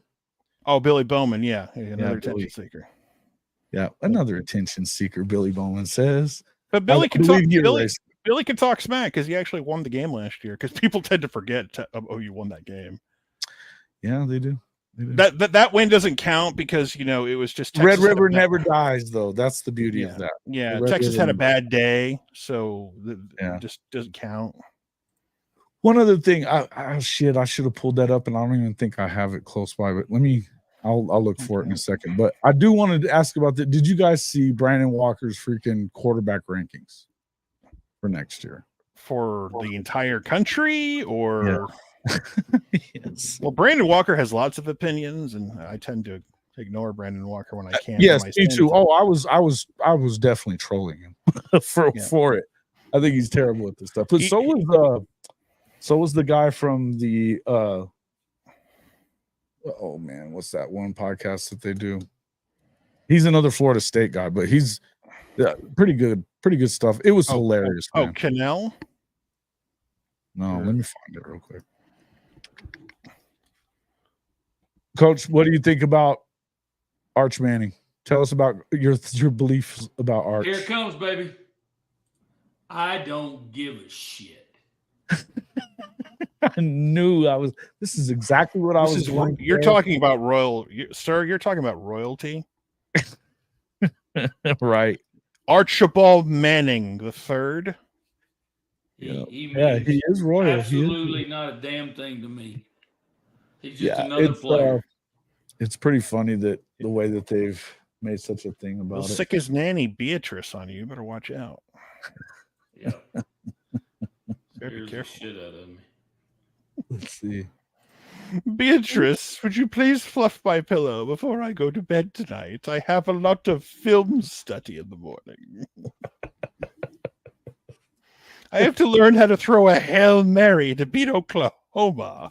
It was Bud Elliott that was talking all that crap. Oh yeah, screw Bud Elliott too. But he was on Brandon Walker a lot. So no, Brandon Walker's his top 10 are Carson Beck. I'm okay with that one. Quinn Ewers, number 2, Jackson Dart, Noah Fafita, Dylan Gabriel, Cam Ward, Brady Cook, Jalen Milroe, Cam Rising, and then Shedeur Sanders.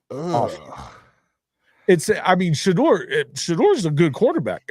Whether they're good at Colorado or not, we're gonna have to wait and see. Here's the thing: it's not it's not about the names or even the order. It just tells you there is not that.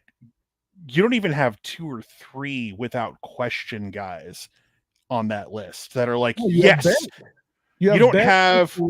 Maybe Shedeur. I think that Shedeur, they're pretty much picking him as a. Yeah, but you don't have a Caleb Williams like that's like, yes, that's the guy next year who we're gonna all look at, or you don't have a Trevor Lawrence. You don't have a You don't have a Bryce Young.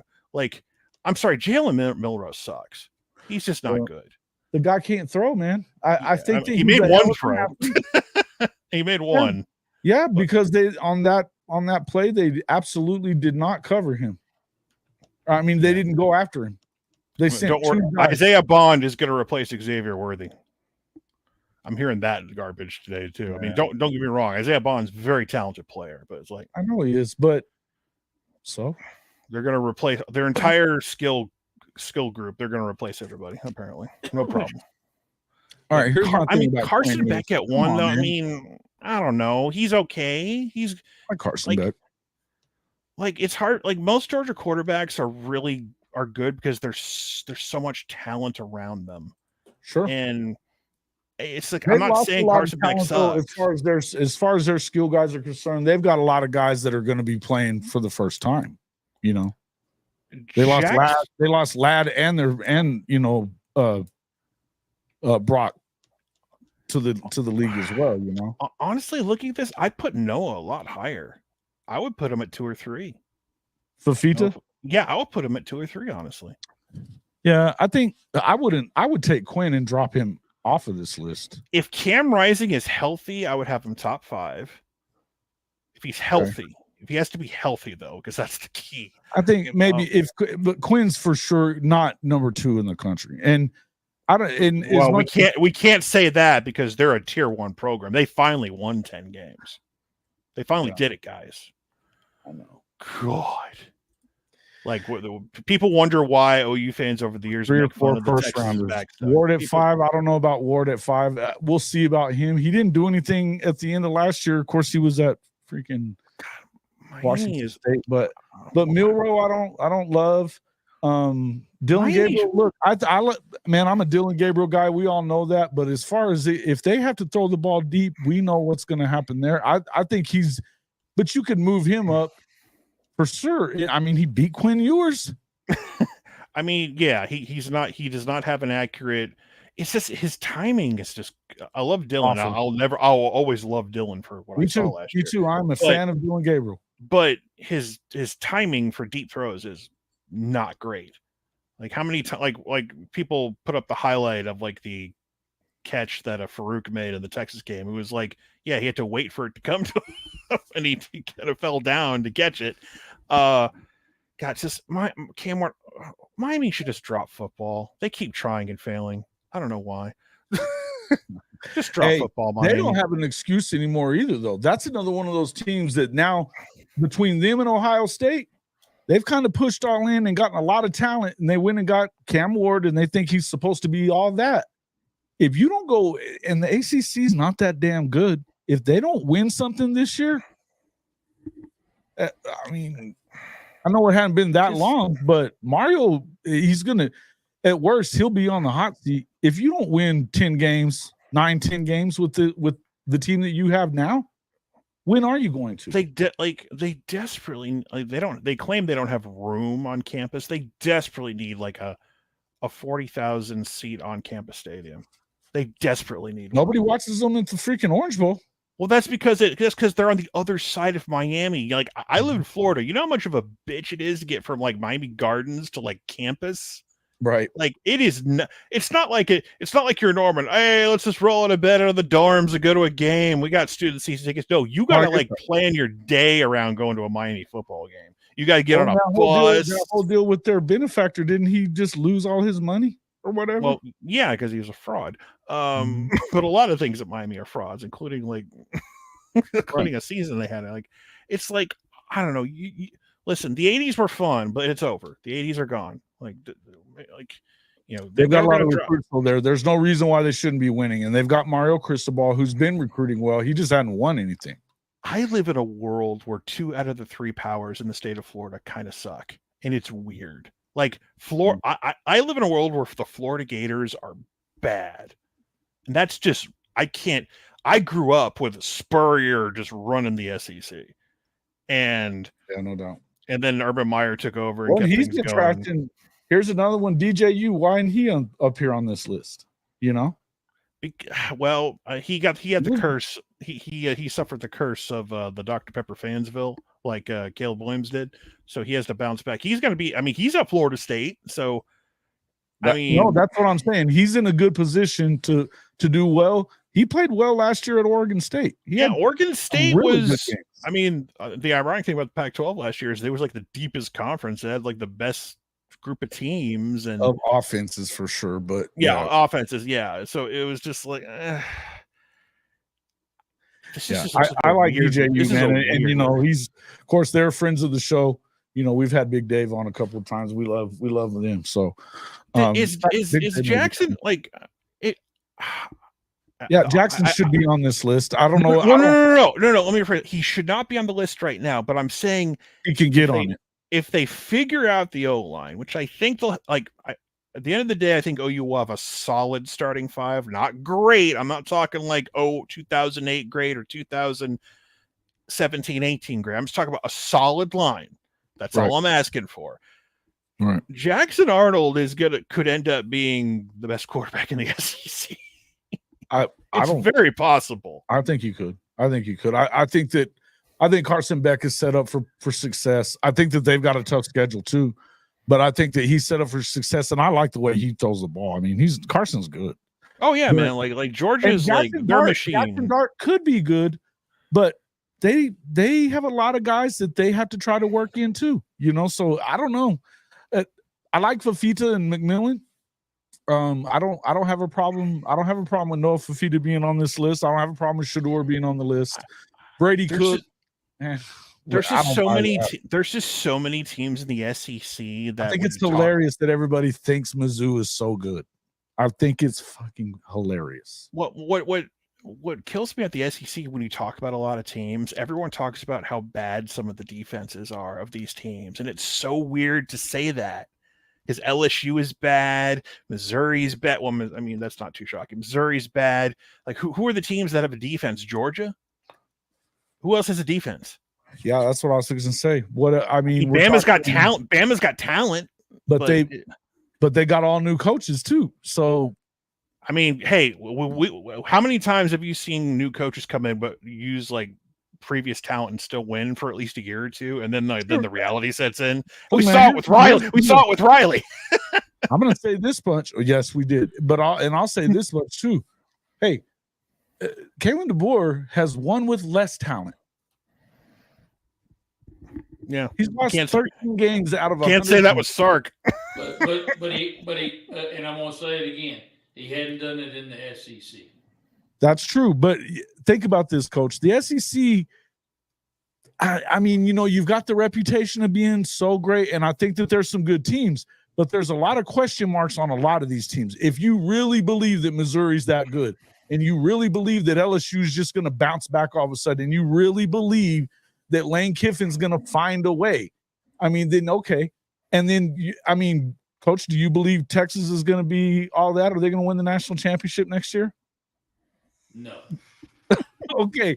So the thing is that, look, I think that Georgia is the one thing we know is really good. The rest of them, you know it's not if certain guys develop by mid-year for Oklahoma, it's not crazy to potentially say that OU could have like the second or third best defense in the SEC.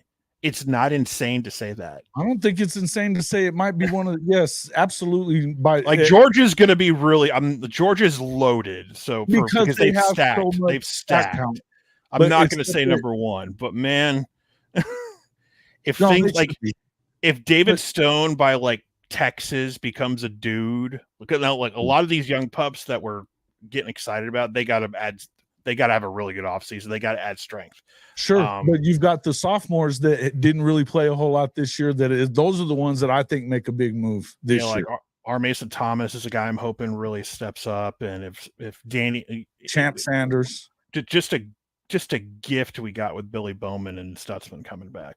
It was a gift that we got. DJ Adebaware. PJ putting on weight, man. And I think that McCullough is going to be a lot better in year two. And he was good in year one until he got hurt. I think he's going to be good. Here's the thing. out of 5 guys, and I would think that when you've got the IMG kids, you can't really expect them to be, just world breakers. Not start, but they can rotate and be if they can get 20, 30 snaps a game and make an impact. I think you can expect at least something out of a couple of them, right? But they've got some guys that are coming back. That's the beauty of it. When you get some depth in there, then you got something to work with, right? You don't need them to have to come in and dominate. I haven't been able to talk about depth on defense in like 20 years, man. Agreed. Like how many times have we tried to talk ourselves into, if this one guy is really awesome, we could be a top 40-ish defense, or so. If Obo Okoronkwo could be awesome every game, right. It's like we've had to talk ourselves into this stuff, and it's like with Brent we don't have to do that as much anymore. It's going towards that direction. It's like, okay, there's more options. That's the only way that you were going to win. And so it's, I've been saying this a lot the last few weeks, is that the good news is that Venables is doing it the way that it needed to be done. You had to get in there and get huge and look, the worst thing about Oklahoma overall, it wasn't just that you didn't have all those guys. It was that they got soft. They're not soft anymore. Who needs to tackle in practice? That's stupid. Right. They weren't. Only losers tackle in practice. That's it. And that's what I'm saying, is that now, look, I believe that Oklahoma, now you saw it. I mean, in the Red River game, they were supposed to get dominated in the trenches. They didn't. On either side of the ball. Well, they won their fair share of battles. They lost their fair share of battles. It was like two good teams were playing each other. They didn't give up a bunch of sacks like Texas did. Oh man, it's just some guys got to get healthy this spring. Sure. Especially like Gentry's getting healthy, and I think you still need some things to go right. I've always targeted 2025. Mm-hmm. But I think you've had some things that have kind of fallen in the favor of. Even with that schedule being what it is, I think you've had some things that maybe you could get through with 10-2. I've been like my thing I will scream about on a soapbox all year is like, if like I've been told how tough our schedule is. So if we win 9 games, we're like number 11 or 12 in this playoff, right? Get in. Yeah, you should. Because I keep being told how tough the SEC is, and that's for the past 20 years. That's all I've heard. And you tell me how hard the schedule is. Is that not the history of it, though? And is that not why y'all went into the SEC? Yeah. Because like because there was talk about now that. So are you guys saying now that the SEC sucks? No. Oh no, I've called out the SEC at certain points where they tried to play the propaganda at certain points. And said, not this year. Like, I'm fair when it's like really good. There were some years where it's like Bama, LSU, and Arkansas were like 1-loss teams in the West. It was like more one-sided to the West some year. Like the SEC East for years was like trash outside of like Florida was either really good or Georgia was just really good. It was all in the West for the most part. Like when it was more balanced, it was like from like 07 to like 11 or 12. That's kind of when it was more balanced. Where you had like two or three teams in one division or 2 teams in the other division. Then it just became all SEC West for the longest time. Like, Coach, all I'm saying is that I don't know that it's like I said, I don't believe in Missouri so much for sure. And look, some of these, you said yourself, LSU's a question because look at what they looked like last year. But they don't. And if you're going to get Alabama, you want to get them this year because you get them at home. And they lost a lot on their defensive side of the ball. They've lost, they don't have a quarterback that really throws it, and they got a throwing offense. This is a pretty good opportunity to kind of get a win there. It's not a guaranteed win there either. Tennessee, you got a freshman quarterback there. Oklahoma's got a freshman quarterback. I'm just saying you could lose 3 or 4 games, but you could also only lose 2. I could see that happening because of the way that it's fallen a little bit. Who's got the toughest, honestly, like who has the toughest defense on our schedule conference-wise? That's the whole point is I don't know who that is at this point. Is it going to be Ole Miss? I mean, they added some pieces. Like this, like none of this guarantees us winning all these games, but No, it just no. what it tells me is it's like it used I to know be. they added some pieces at LSU as well, and they got a good coordinator there now. And plus, you got to go to LSU and play probably at night. So Yeah, like I'm not gonna, be what it I is. am not penciling in LSU, but it's like Auburn is tough for the environment purposes, as I mentioned earlier. Like, but again, it's like I gotta see it to believe it. And listen, maybe Auburn sneaks up and bites us. You never know. I'm not gonna sit here and I won't be shocked. But well, you can't be the same OU of old that pissed down your leg. This is a it is not going to be that team. I promise you that. But well, it can't be, because that's right. You guys will admit yourselves that even in the Big 12, you'd find a game to piss away. Well, here's the thing. This is more than just like OU Big 12. This is everybody across the country, because the one thing college football falls in the trap is, oh, you lost in this to a team in this conference. This conference is the If you're like the top dog, whether you're OU in the Big 12, doesn't matter who you lose to. SC you lost the game. no. SC in their heyday with Pete Carroll or anywhere, those teams spend all year prepping for you. Yeah, it is if they get you in their house, that is the one they want most. It's why Oregon State would jump up and get a Pete Carroll USC sometimes. And it would hurt USC in the BCS because, well, you lost to Oregon State. Dude, Corvallis and the Fog sometimes, that's a tough place to go win. You can't afford to lose your out-of-conference games if you're going to win in the SEC, for sure. Right. Well, we don't have any, thankfully we don't play Tulane from a couple years ago. Tulane's going to be different. Houston's down. We got Temple, I think, and then we got Maine, which will be we don't have pay-per-view yet. That'll be SEC. No, that's going to be like that'll be ESPN Plus. That's the SEC cupcake before rivalry weekend. Yes, exactly. And that's the one we play before Bama, I think, or something like that. I'm serious. I think that's the game we got before Bama, or we have a bye week before Bama. It's either that. I can't remember which is which. It's the one before Bama. But it's gonna feel weird. It's not gonna feel real to me until we go to Auburn.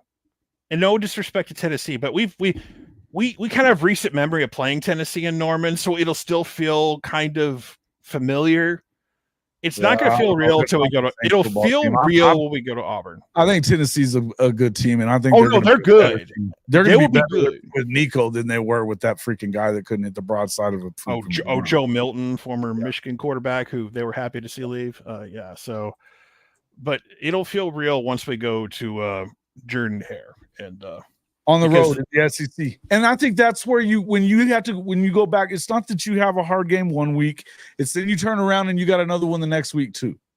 You go from home to the road, or 2 road games in a row, or whatever it is. But you get through a game think about this.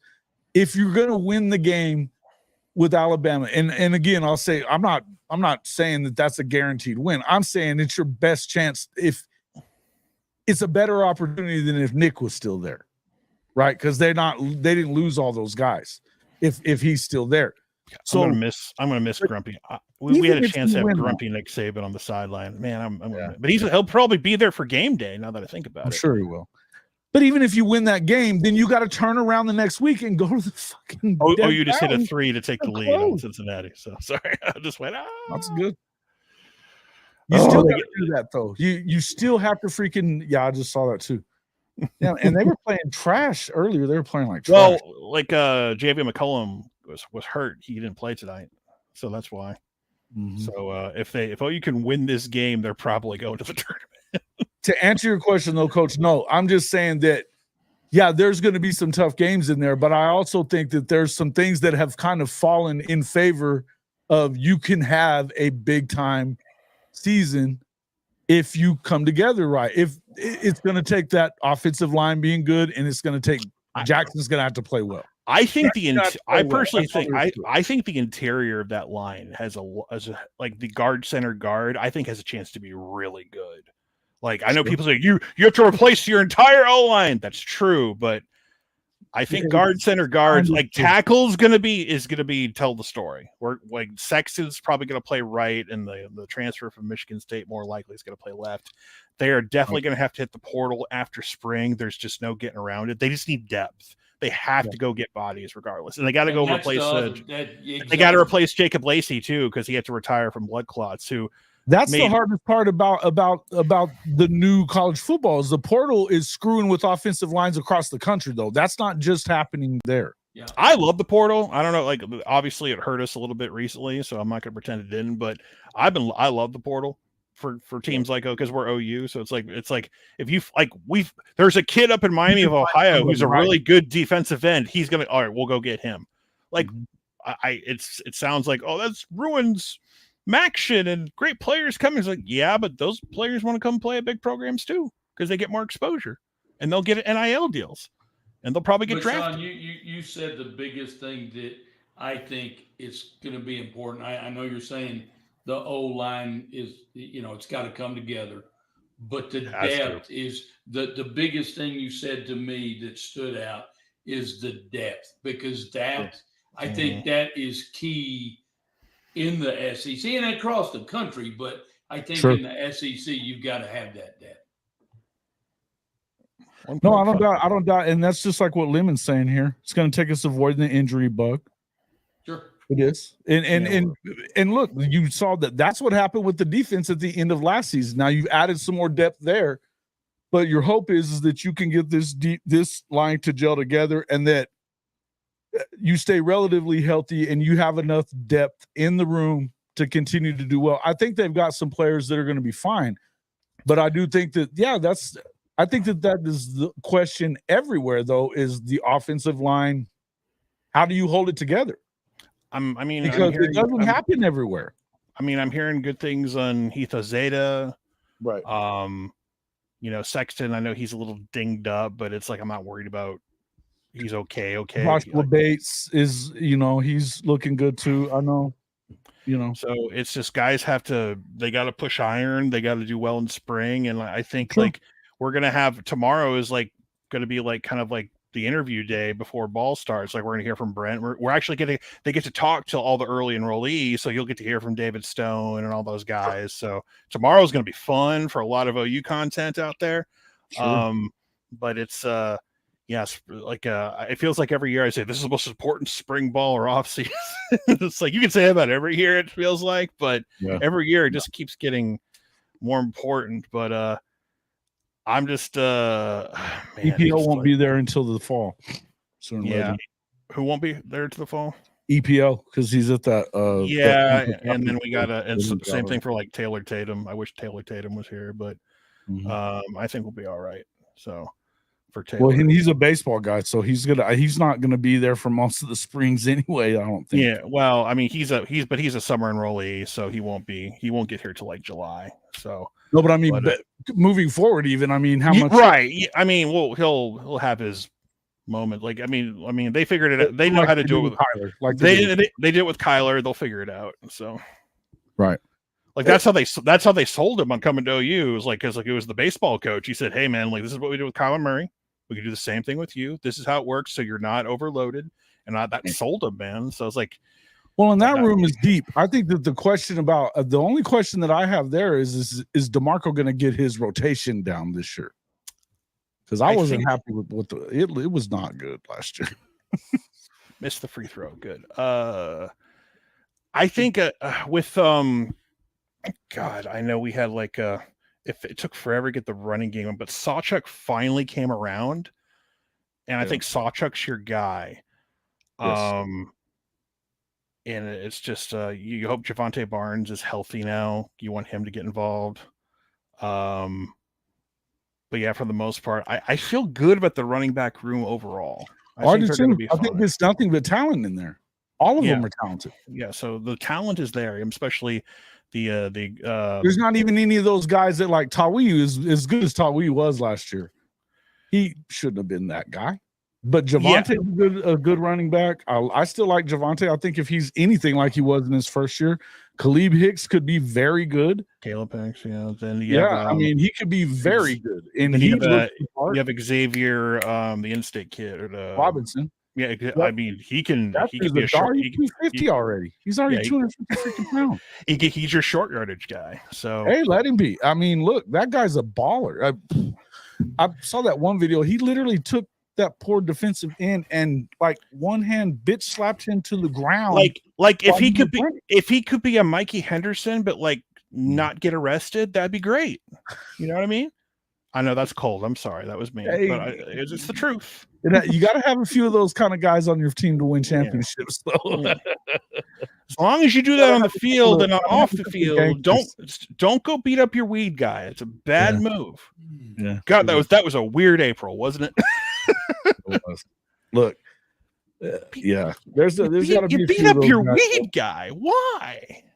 Sawchuck needs the ball. You got to give him the ball. I think that there's a lot, but Taylor Tatum is going to demand the ball too. The guy runs 23 miles an hour. If that dude, like they're big, talking, he's got a long stride, and he.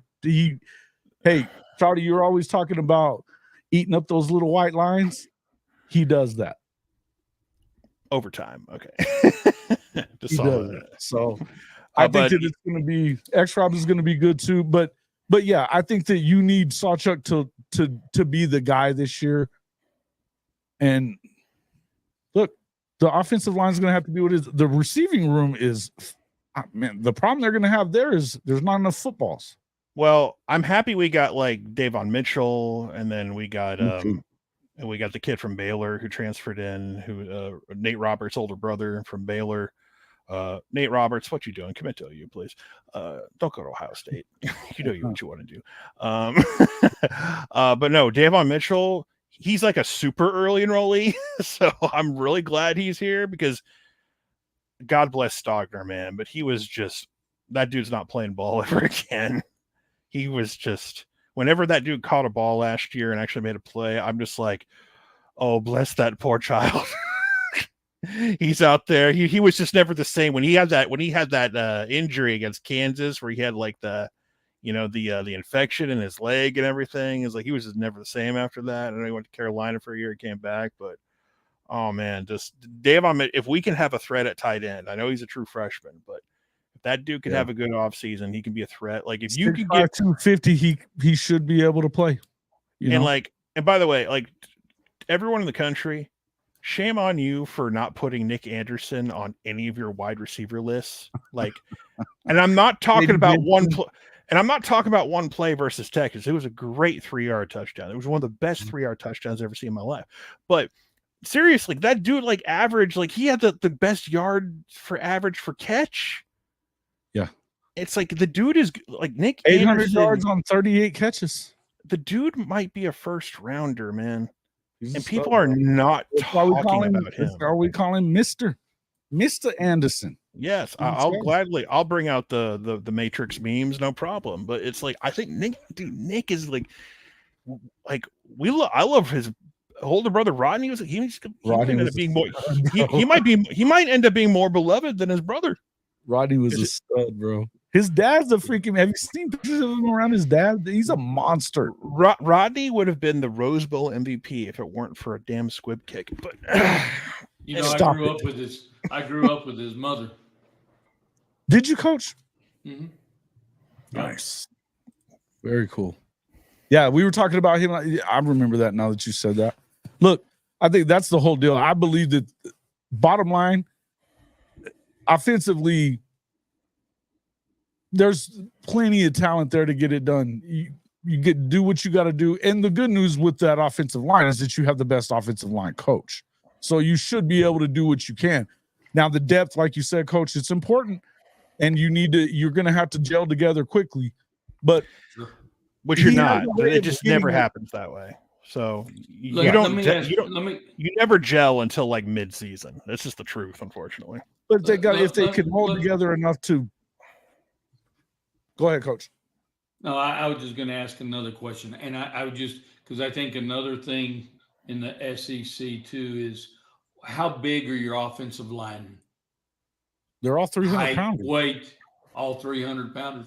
Because I think that's another key too. Well, I promise you, we ain't running the wishbone triple option with 260 guys. Well, I'm definitely aware of that. I mean, I'm No, aware look, you're not I'll running pull up the wishbone. depth chart. I've been pulling it up anyways, but so what they've got on the if you're not at least like 315, I'm worried. Yeah, so shit. I was just curious as what that looked like because that's most of them are like, even all of their recruits that they've brought in. I think that the guy that they got from Washington that was on that Joe Moore line, he's going to have to put on some weight, but he's got the size that he can stack it on there. The rest of those guys are all over 6'3", and all of them have been shit. Let me see here. All of them have been showing size, so it looks like it's. I mean, it should be good. But we were hoping to get that kid's brother to come along with him, but he decided to stay in Washington. I was kind of surprised that didn't happen, right? Yeah, so he wanted to stay home. So of the guys that are left, like Logan Howland, 6'6", 284. He was a freshman, right?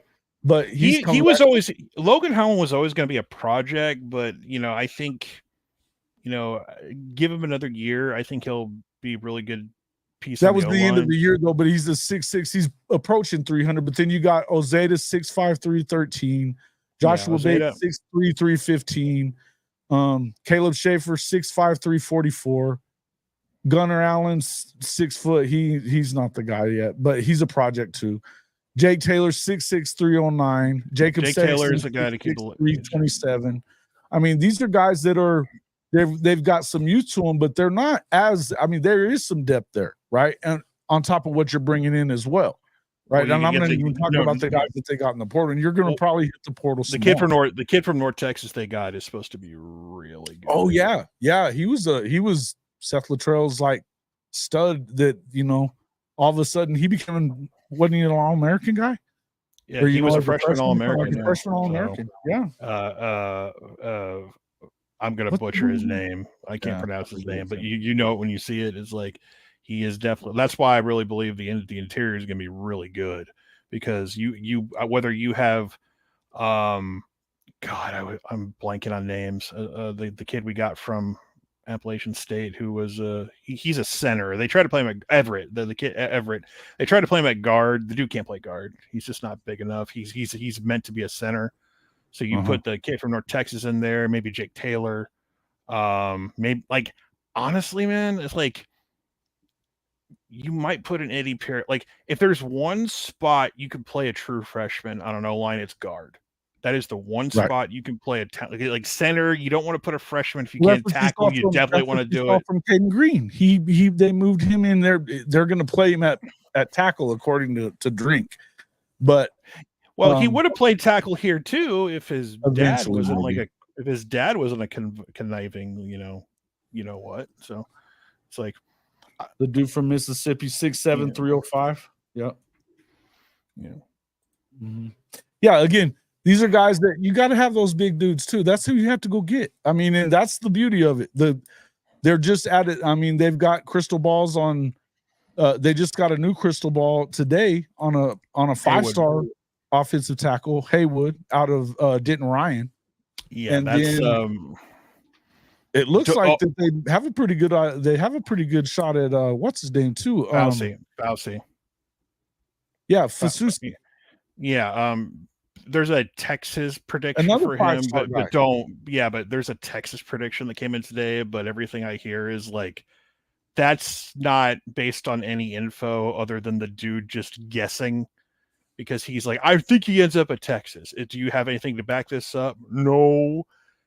Josh McCuistion says they don't like it. They don't like it that they got freaking the other 5-star kid from Texas. So they're like, no, that's fine. No, this is like this upcoming class is a really good year to load up that other lineman. 3-star tackle that they got coming he's a 4 for rivals or something like that. But the dude's the same size as Fasusi.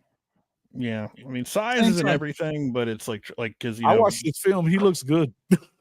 He looks Like good. Bray Walker was a big dude, but he had like The leg hardest feet, thing to so- do though is to judge offensive line talent. It's the hardest thing to figure out. Yeah, like we got Stephen Good. Oh, his last name does not reflect his ability on the field. That was years. Sometimes they suck. Look at freaking Tyler Guyton. He was a defensive tackle at freaking That's TCU. that's what makes Beatonbow the best. On the bench. Is He was the because bench guy at TCU, and he's going to be a first rounder. yeah, he in the took a draft. guy. It's like, dude, have you ever thought about playing right tackle? I haven't. Let's try it and see what happens. 2 years later, first round pick. Sooner Cowboys saying he posted his official visit to Texas in June today. So it's an official visit. Yeah, He's gonna go. He'll see all their swimming trophies. It's great. They got lots of them. Don't Swimming hole. The Cowboys. He's not going to come to Oklahoma. Yeah, I those people who say that tend to post on Scoop a lot and are just it's Sooner Cowboys is the doom and gloom of all recruiting when it comes to this show. I always look at the bong half full, and so I always try to have a positive outlook on life. And it's like, listen, it's like the recruiting is getting better. Like I was like that with Grinch, because I know we hate Grinch now, or it wasn't all his fault. His boss was kind of more the problem, but the recruiting was getting there with the defense. We were getting big 5-star guys. We were starting to turn that page, and then but then you had a yoga instructor as a strength and conditioning coach. Yeah, you can't be doing Taibo every day, soft, bro. Soft is soft. You can't have it. And that's why I think Coach was talking about that he sees a lot of similarities, is because that's what I loved about Notre Dame is they play freaking physical. Line up and run your ass over both sides of the ball. Yeah, that's what they do. I give Notre Dame credit. They've been they've gotten back to a point where they've been like a solid like top 12-ish program on the reg. And in recruiting, when's the last time you saw them constantly in the top 10 in recruiting? It's been a long time. Everybody's always talking about how you can't do that at Notre Dame. Well, Notre Dame has its advantages and its disadvantages. The problem is, it's like, I mean, I'm probably preaching to the choir here, but like there was a lot of old thinking, and they leaned too much, and they were kind of in their own little myopic bubble. And I think they're slowly coming out of that a little bit, because the one thing I think that, this is not a diss at Notre Dame, people who went to the game like in it was the 2013 season, Notre Dame campus is beautiful. Oh my God, man, that's awesome. It was. And then everyone I heard that from, they were like 35 or older. And that's great. They have a right to feel that way. I agree with them. I'm 35 and older. I'm over 40 now. Good Lord. But like, what are the opinions of 17 or 18-year-olds? Do they care that the campus is pretty? Maybe they do, maybe they don't. But right now, they want some cash. Yeah, and and Notre Dame is very isolated. It's like South Bend. I've been to South Bend. It's like right there, and it's like, you're the closest major city. You're going there for other reasons. The thing is if you're going to Notre Dame, you're going there for tradition. It's same. A lot of it is same is true with Oklahoma when it comes to that too. Yeah, a lot of what you rely on to recruit to these schools is on your tradition and what it is to be a Sooner or a Fighting Irish. But you can go see an NBA franchise just about 20 minutes up the road. So that does help. That's probably going to make the playoffs, make you run. Yeah, Indiana, huh? Forgot about that. It's a little far away. But Look, the thing is that it's just, I think that a lot of that is what it is. And the same is true for USC and places like that. Look, the blue blood schools, that's part of it. Is otherwise, how the hell can you even recruit anything to Nebraska at this point? If it wasn't for the fact that they're blue blood status and they're going to fill the shit out of that stadium every weekend. I don't think. I think if you could fall out of blue blood status, I think Nebraska has done that. If it's possible, it's been bad. It's been bad. The problem with Nebraska is that I think it really reality really set in when Scott Frost went up there. Scott Frost and just fell on his face. Was he was the prodigal son returns, and they saw what he did because I saw him do stuff here in Orlando, and I kept telling guys, man, if he gets the call, he's going. If he gets the call, if Dr. Tom gives him a call, he's going. You have to. It's your and he did, and he just turned into this. I don't know if he just became an idiot overnight or whatever the hell happened. It's just and then now Matt Rule is the right guy for that job because Coach has been saying that Baylor's on its way out ever since he left. Matt Rule in 2017 was like 1-11. In 2019, he was like 11. He was like 11-2 and should have beaten Oklahoma at least once out of those two times. Yep. Should have gotten at least one of those. Didn't have a quarterback. I mean, he had a backup quarterback who was good enough, but the problem, that's what Nebraska needs. And I don't know, it's Nebraska's old advantage in the world was outside of the Florida schools. They were in Notre Dame, they were the one team that was on national TV every week. And then cable decided to wait, we can put every game on now. And then Nebraska is not they're not in that small group of exclusive national TV games anymore. So you don't have that. You can't just recruit California like you used to because you're on national TV all the time because everyone's on TV now. So I don't know if Nebraska's ever going to get back to being a power because they have no in-state recruiting. And it's tough. You don't really have a pipeline anymore because you're not playing in Texas anymore. So none of those kids are going to want to go there. You don't have a neighboring state you can go to.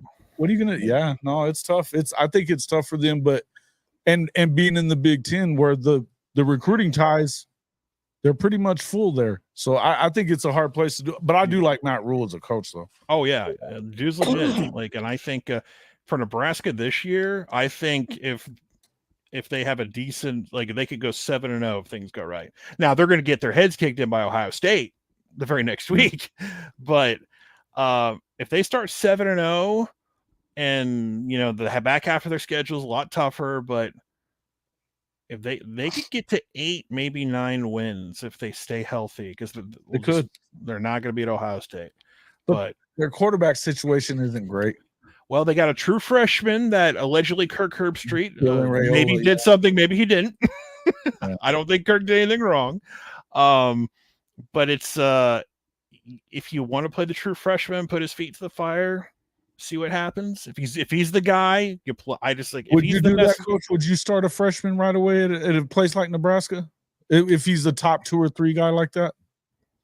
Again, and I think Shotty alluded to. He can throw it earlier, talking about number one potential, and a freshman, guys, is I'm not very smart. I wasn't a very good coach, and I will tell you that playing a freshman, I don't care what level of football you're talking about, playing a freshman is very difficult. Now, they may be very talented. I mean, y'all have one that was in y'all's house this year that was very talented, sitting behind Gabriel. But again, from my perspective, I would have done exactly what they did. Play Gable. And playing a freshman, you better get ready to get a few ass kickings out of playing a freshman. And the other thing is you can throw a freshman in there. Hey, a few of those big time hits on his ass, and he's going to become gun shy. And you're going to take somebody that had some great potential, and it's going to be gone. Because they're not going to have confidence in themselves. They don't, it's just a whole different world. You got to have some years under your belt. And I wouldn't want to play a freshman. And again, talking about playing potential.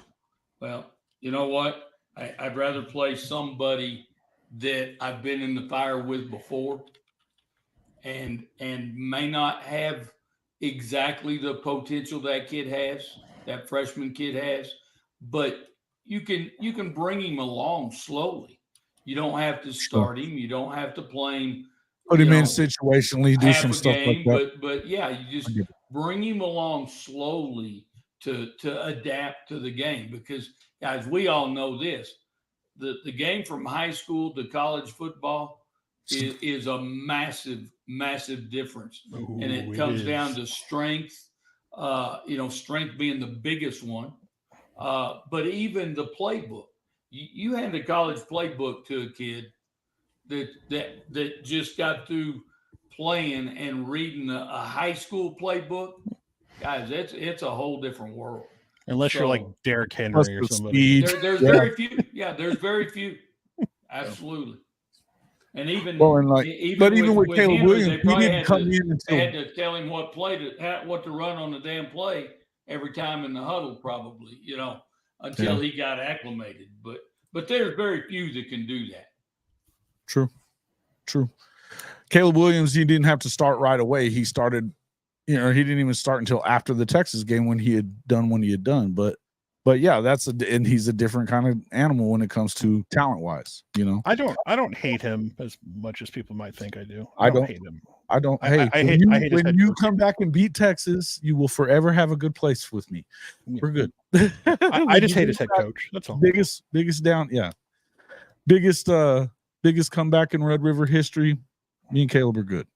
We've had I'm questioning a little bit about what's going on with him though. I'm not. He's got a little. I mean, he's got a little diva, but he's also proven to people in the NFL why he's likable. It's like he is actually showing people why people like him so much. Because when you actually dig a little deeper from combine reports and stuff, like, oh, that's why people like him. So it's kind of like when they do. I like him because of his painted fingernails. I think that's cool. Yeah, my dad hates him for that. My dad will. I get an earful. It's like he was wearing fingernails on GQ. He was wearing a dress on GQ a few weeks ago. That's fucking stupid. Kenny Stills did that once. Weird to me. Kenny was a little weird. Yeah, Kenny was a weird dude, but made big plays when it mattered. So he can do what he wants. I think that there's been a lot of things that have happened. I put a lot of that on Lincoln for the way that it felt like Lincoln could have made the game a lot easier for him, and he didn't. He had a good running back. There was things that they could have done. The hero ball thing, it was like he was trying to force him to win the Heisman again, and that was not the way to go about it. And when you had some of the guys that you had, I mean, I didn't plan on really talking about Caleb Williams a whole lot in this one, and we got to get kind of going from here. But can we talk about the Cotton Bowl versus Tulane? That was great. Coach was there. Coach was there watching that and rooting for Tulane the whole way. As a Notre Dame fan, they were. I was rooting for Tulane too. It's great. Who wasn't? Who wasn't? It's hilarious. Anyway. All right. So, guys, thanks a lot for everybody coming in here. If you haven't already hit that like button, we've been pushing 50, 60 people in here all night. We really appreciate everybody coming in. Make sure that you hit that like button for us. Jump in, get our official show merchandise, hofmedia.us/pod merch. And listen, if you are still paying too much for Big Wireless, it's crazy to do so. Right now, $15 a month for 3 months through Mint Mobile. Unlimited talk, text, and data on the nation's largest 5G network. Jump on there, trymintmobile.com/HOF. $45. You can keep the phone that you have. $45 for 3 months. After that, it would go up to, if you buy a year out, you can buy it for $30 a month after that for unlimited everything. You don't have to stick with Big Wireless anymore. Check out our link with Mint Mobile. And hey, start saving some money on that shit. Also, join the Hall of Fame Mafia, our channel membership right there at youtube.com/@cfb-pod/join. It's right there next to the super chat and like button as well. Jump in there and do that for us if you'd like to. Get in our Discord. Lots of fun in there as well. We appreciate everybody coming in. Onakuno, Sean, we really appreciate having you in here. We've enjoyed your rants of late, and I had to get you on, and I've been meaning to ask you all week, and I've just been kind of busy. So I was like, ooh, I saw that you were on Twitter, and I was like, hey, I'm going to ask him. Well, usually Tuesday night's my club night. No, I'm home. I'm a homebody. Well, good deal, man. We appreciate you coming in. Tell everybody how to find you. You can find me on YouTube. Finding my username I've had since high school because I'm a weeb. ONIKUNO.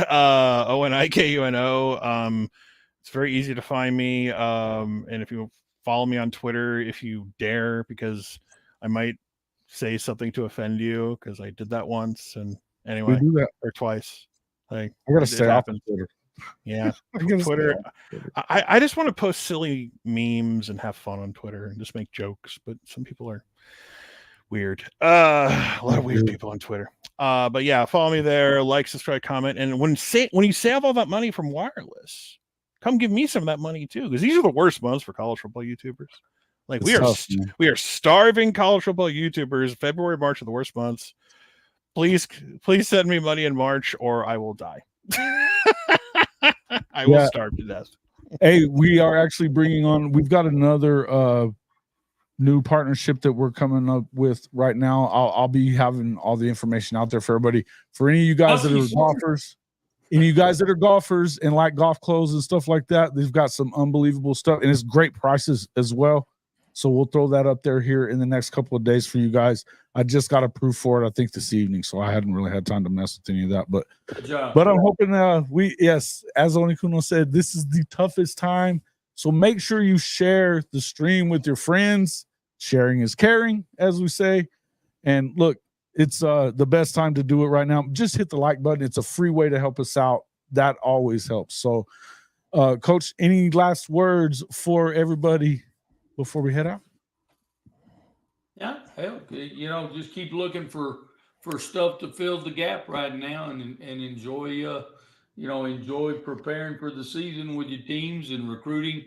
Got a lot of spring ball fixing to come up that's gonna tell us all a lot about how our seasons could possibly look. So spring that's what football, I'm looking forward to. Yeah, it's gonna tell us a lot. Are you just being facetious there, or we're gonna find out some stuff? All right, we're gonna find out. I think every team in the country's got to take a good look at what they're going to have to go pick up, like you said, out of the portal. What they're going to look like. Offensive lines, obviously, that's another thing I think we have in common with OU is we got to see. We lost two tackles to the NFL, and so they were our bookends, and so we're in the same kind of boat. Important with the quarterback. Important for that good quarterback, right? Exactly. It's crucial. So we're in that same boat with you guys. But there are things that coaches need to see in the spring of who can rise. Some of those younger kids and even some of those freshmen that are on campus early. You need to get a good look at them in the spring. No doubt. Yeah, and Sooner Legends podcast. Make sure you guys get over there and check out the Sooner Legends podcast with Mike. He's been putting out some killer content, a lot of historical information that, man, you think you remember all that stuff, and then Mike throws some stuff out there like, oh shit, I forgot about that. Great show, love it. He's adding a lot to it all the time, and got his new computer. It's going to be really cool moving forward. Thanks a lot for everybody coming in here, and hey, Bishop Frank, another bought his membership again. Thank you, Bishop Frank. Appreciate that, and a super chat as well. 24K gold standard plus Powerline app.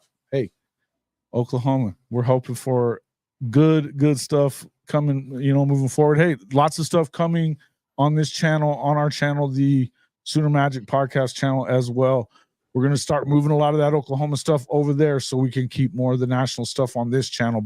So make sure if you're not already subscribed to that channel, jump over there and do that as well. Thanks a lot, Sean, for coming in. We appreciate you, man. And Coach, as always, love having you guys on. Love all you guys in the comment section. Thanks for supporting the channel. We will see you all on the next one. Later.